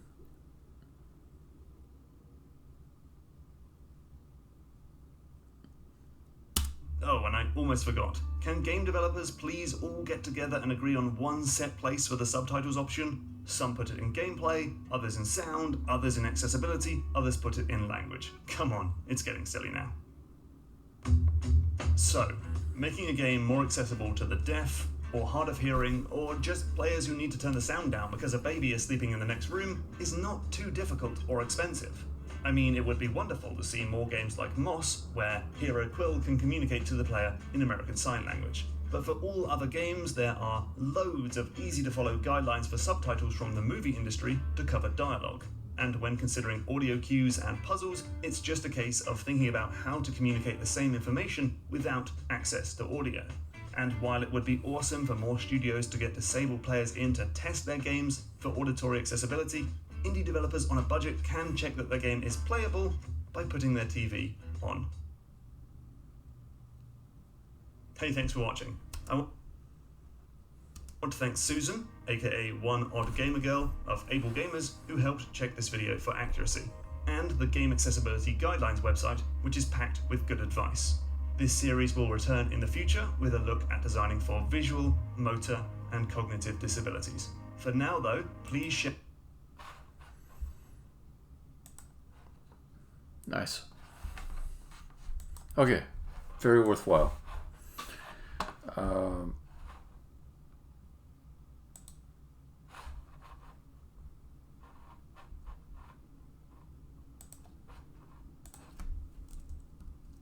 just write a quick reply back to Zendaris.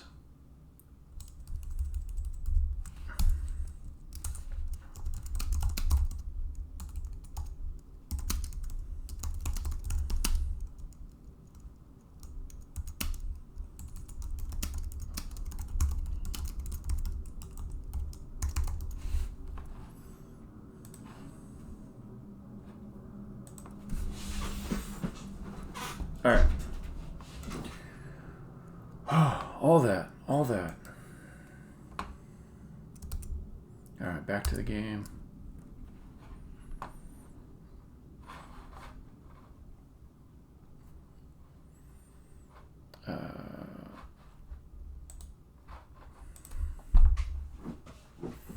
This is why I had to get the progress done before, because now I'm just sort of, I'm kind of moving around a little bit undirected.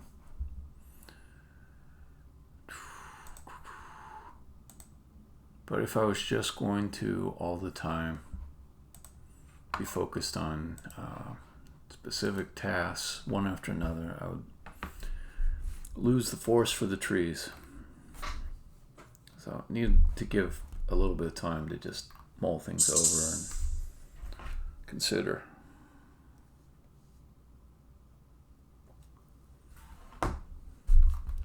Okay, I was gonna do something.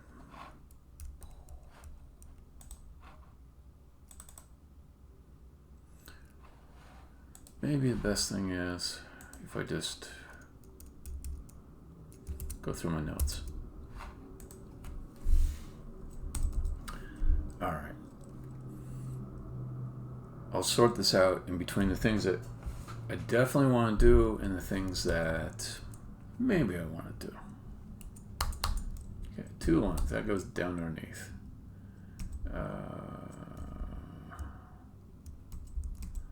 Do want this.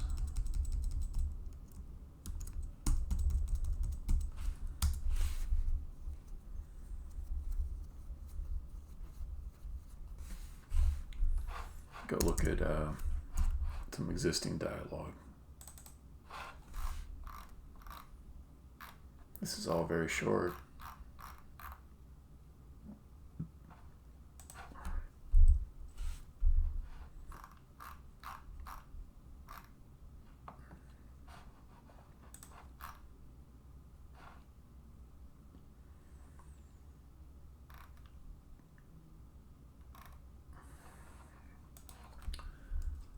Maybe.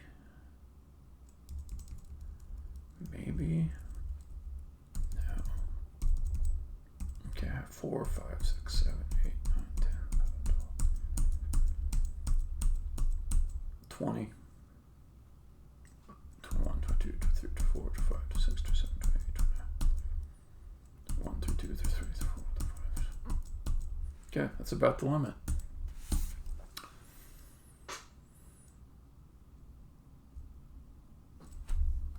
I think my sensibility here is already not bad as far as length of line.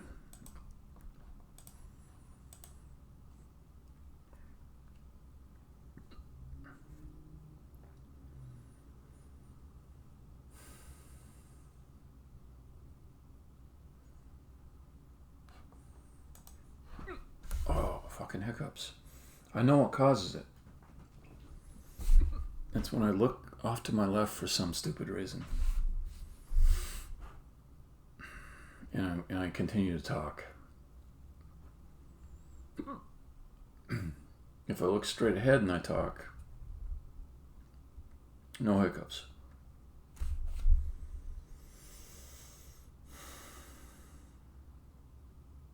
Okay.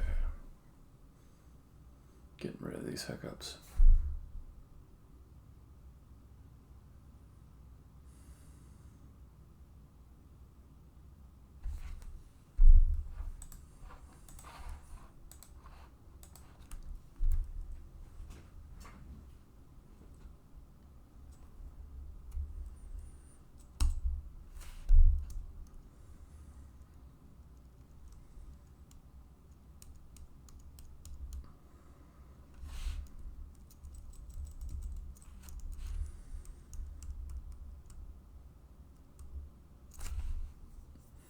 So, let me brainstorm a little bit more about things I might want.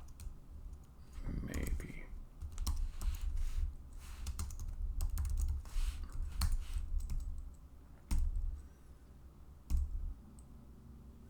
This I think I already got.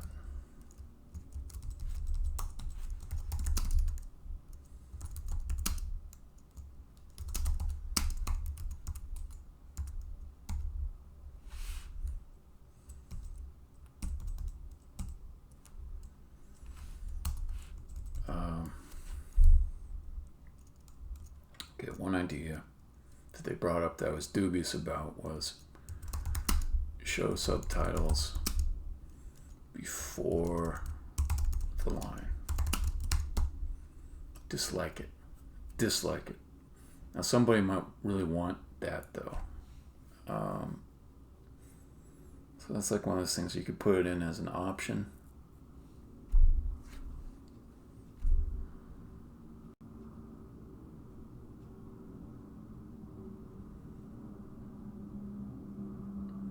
I don't like optionitis. I mean, it really needs to be an option that matters to more than like one person in 1,000, you know.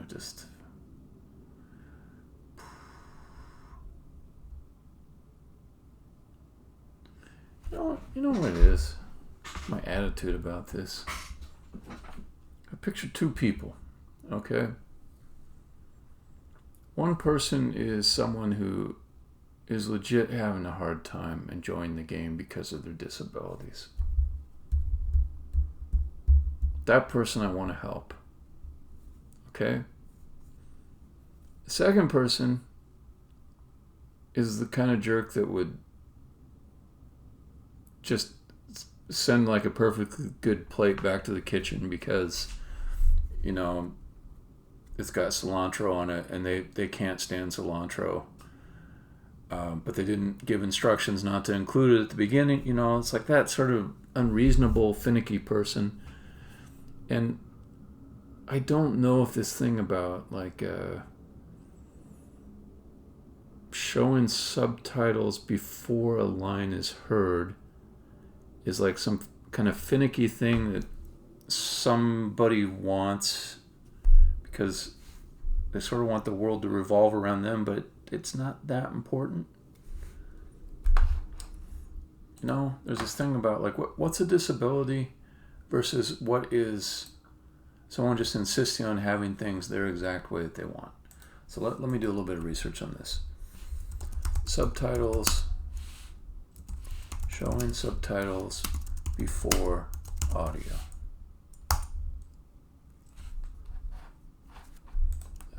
In games.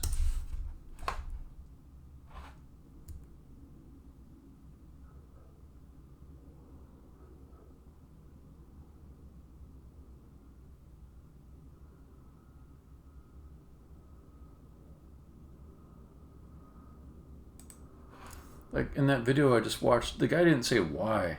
Did not say why you would want to show the subtitles before the actual audio.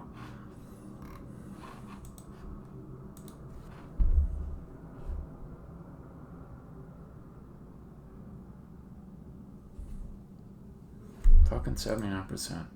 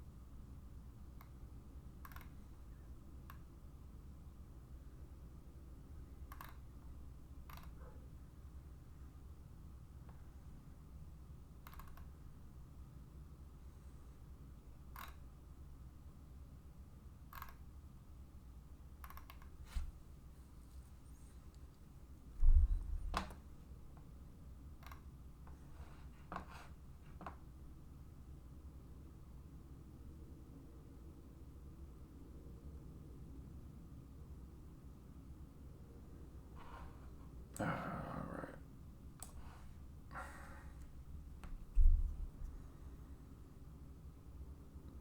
Oh, this is what they're talking about.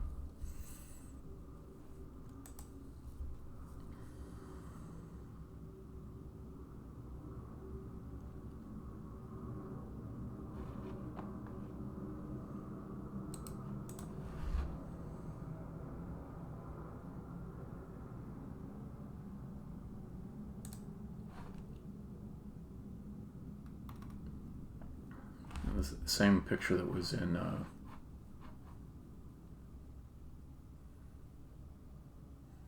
it's not bad. It's not bad. I get it.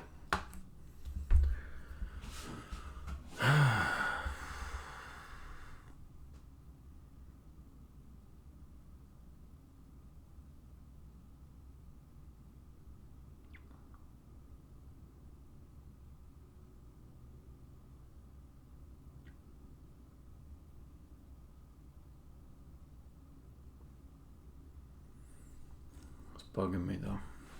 It's really bothering me. It's bothering me.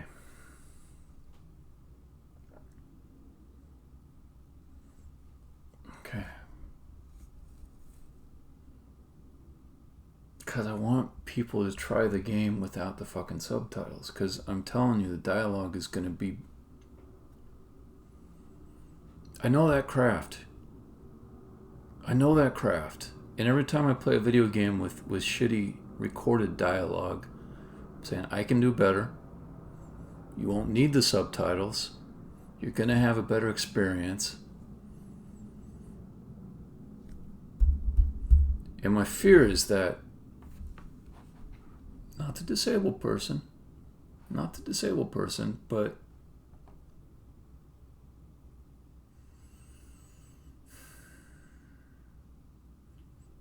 the sort of persnickety person, the one who's like, I'm gonna play this game my way. I know which way I like it.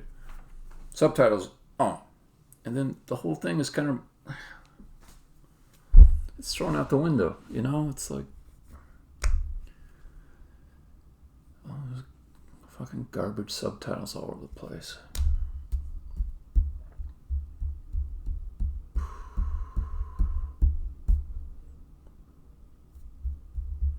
And I also did something where you don't start on the menu.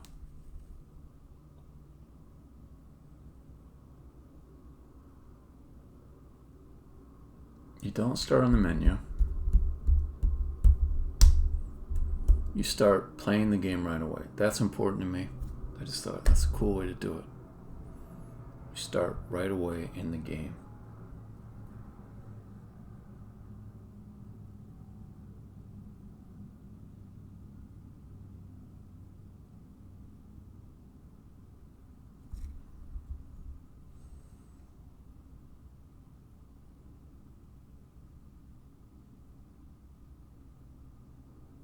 More than that, there's a song with vocals that plays right when you start the game.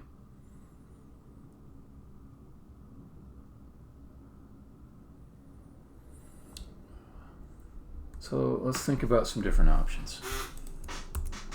This is really plaguing me. This is really bothering me. Let's break this out.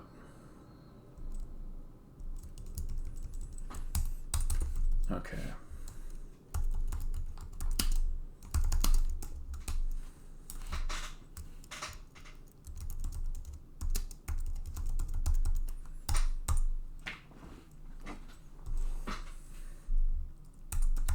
Number one.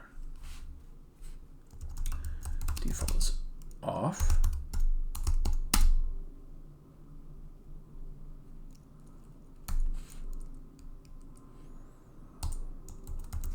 Player goes to settings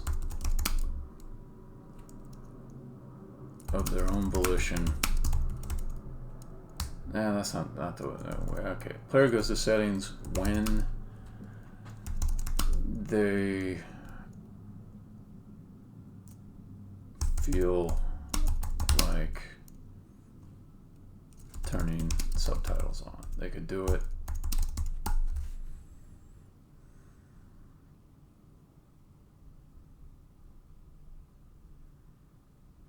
They could do it at any time. They hit escape, turn the settings on, turn the subtitles on.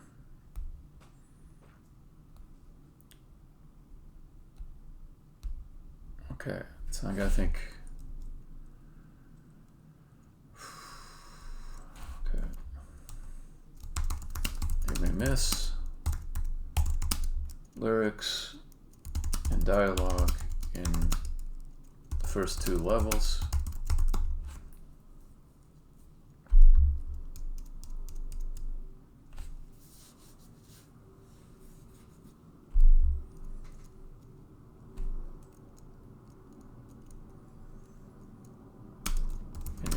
play. Okay. The subtitles on. And people hate that. I understand. It upsets people. Like, what? No subtitles? No, I'll be respectful.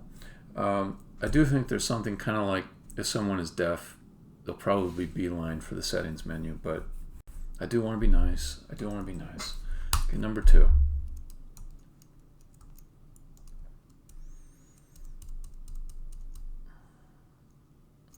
Default is on. Fine. I just basically concede the whole battle. Default is on. Maybe suggest that the game is better without subtitles.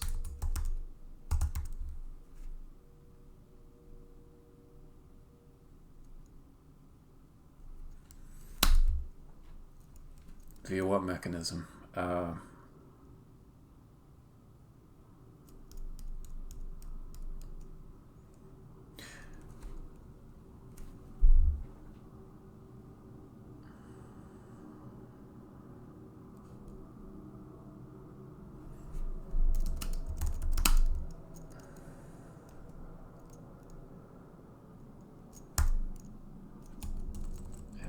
Second level and early level via tutorial text. I really hate tutorial text. Okay, number 3. Default is off.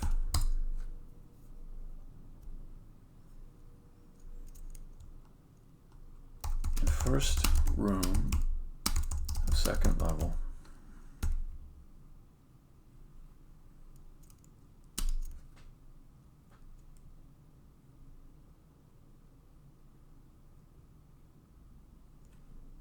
This I kind of like.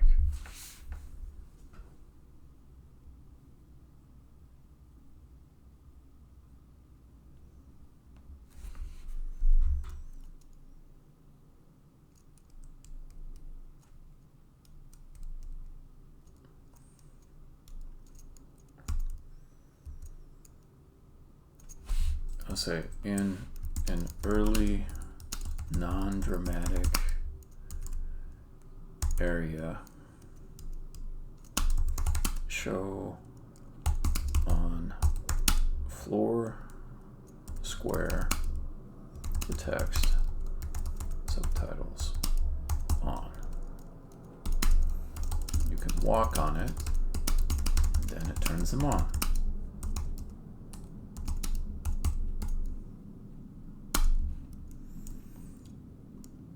Tutorial text appears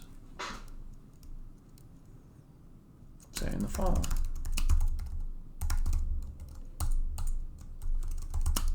This game has been designed to be enjoyed without subtitles, but we respect the choice and sometimes necessity of using them.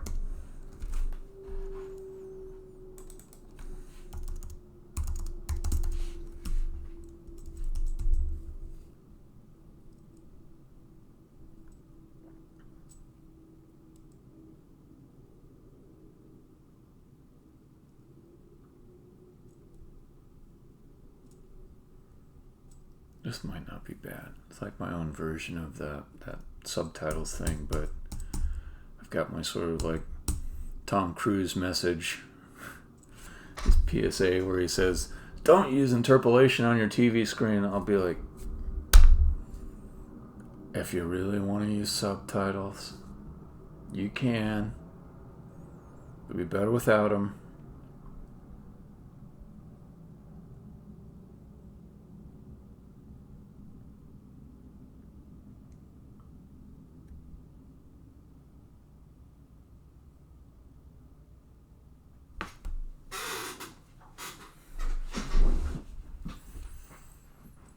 This isn't bad. So let's go to a potential first level that would use it. So if I go to level number 2, there is a room before the dialogue begins.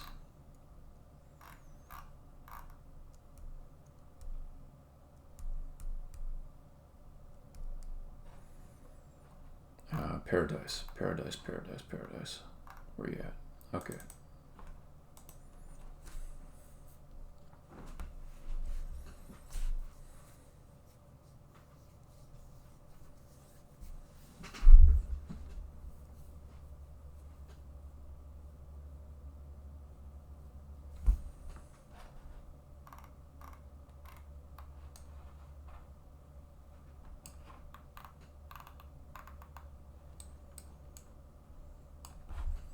Let me see what this looks like. I'll just put it right here. We'll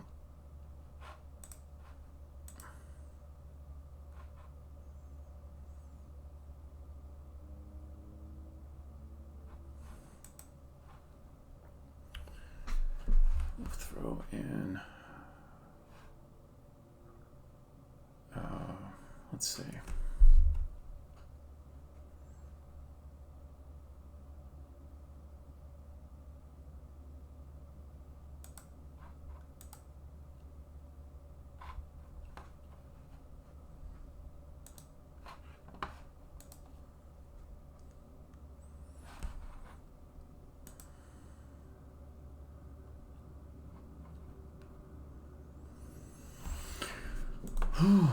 My head just keeps jumping around between different things. Let's take a block. I'll use that as the basis, I guess, or block pad maybe, that's better.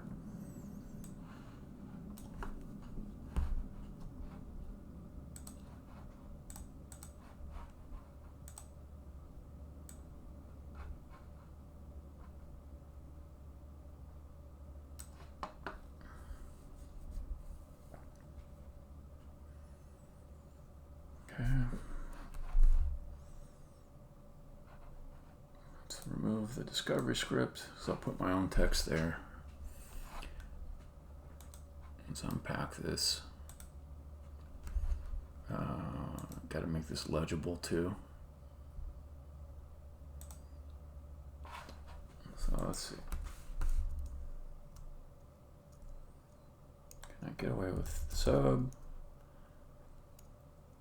subtitles?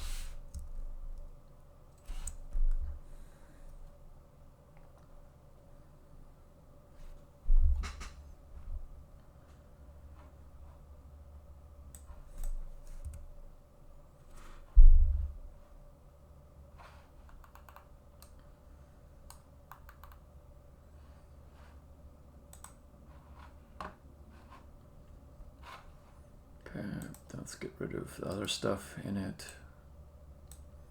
just for maximum clarity.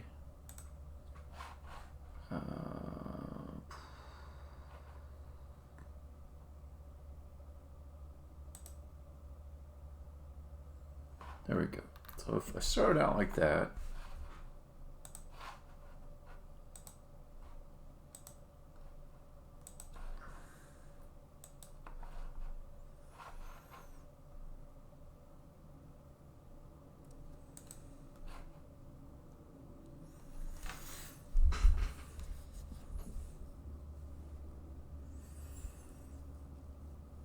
I can put a spotlight on it too to draw attention to it.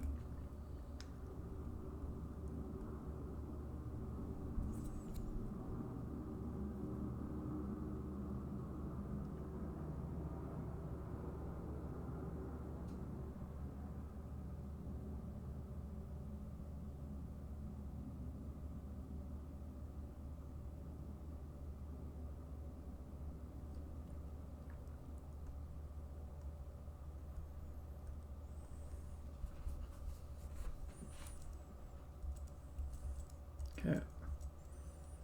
So maybe I'd put subtitles just up above the player up here, actually. You get to it a little bit faster.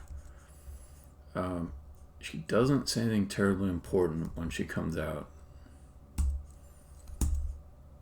So I could curtail that dialogue just to feel like the player didn't miss anything. And then, okay, you come down here. What that'll do is bring up not a tutorial text, but a yes/no dialogue.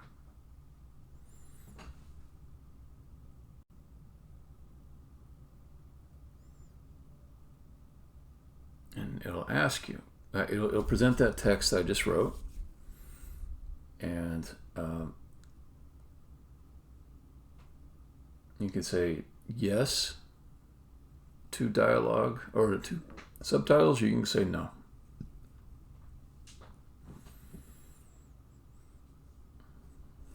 If you say yes, it turns it on. No, turns it off. And then in either case, the subtitle text on the floor will disappear, and some tutorial text will display briefly that says the setting can be changed later if you want from settings, or you can change this later from the settings menu if you want.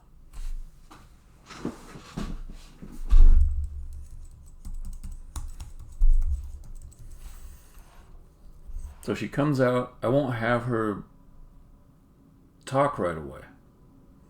At most she might do like some kind of heavy breathing, like she's recovering herself. That's not the worst thing to miss in subtitles. And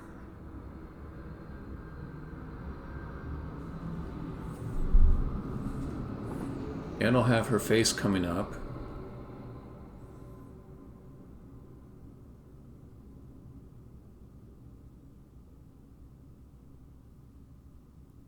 I think this is what I want to do. I think this is it. Okay, so we put subtitles up here.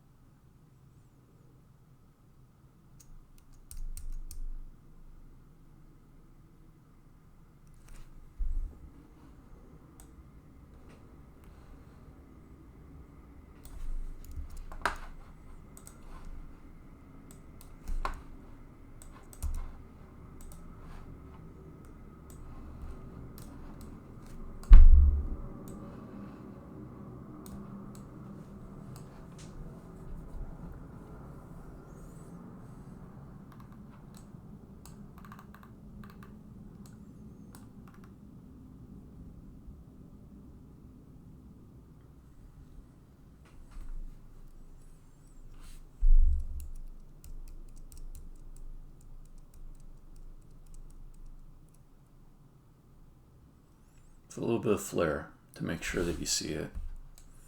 That can be done.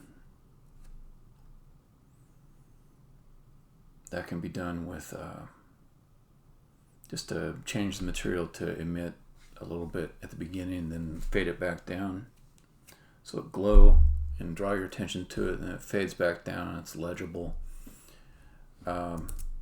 Okay, I'm almost certain this is what I want to do. Default is off.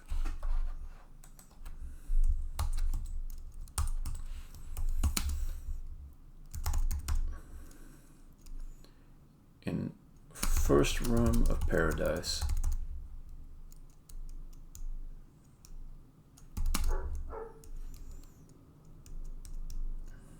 show subtitles text on square north of player. Remove any spoken dialogue from first room.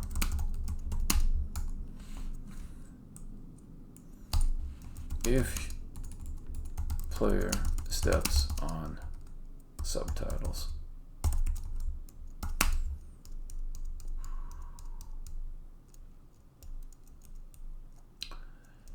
it disappears from floor it brings up this dialogue. Dialogue with a UE on the end means something different.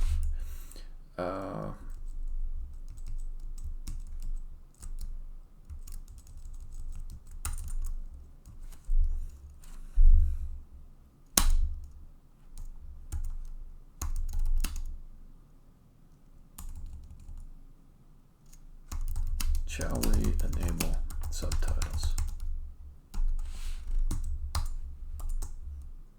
Ah! God damn it, man. I get so focused on things and then like a text or something just destroys me. Thinking so hard about this, I'm concentrating so hard and then like just, okay, 15 minutes.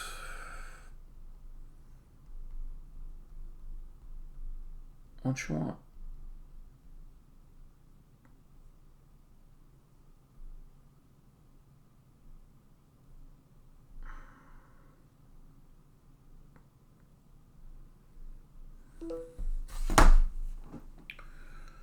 And this is gonna like buzz and freak me out again.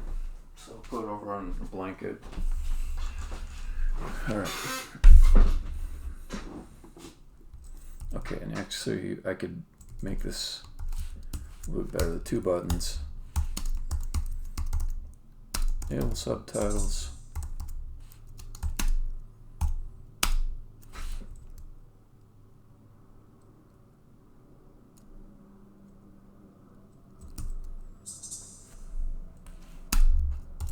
Leave disabled.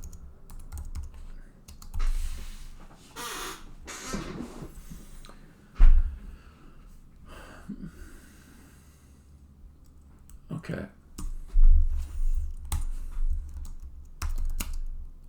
The preference is saved, and following tutorial text. Tutorial text is just some text that displays kind of briefly without implying the user should click on it or make a choice.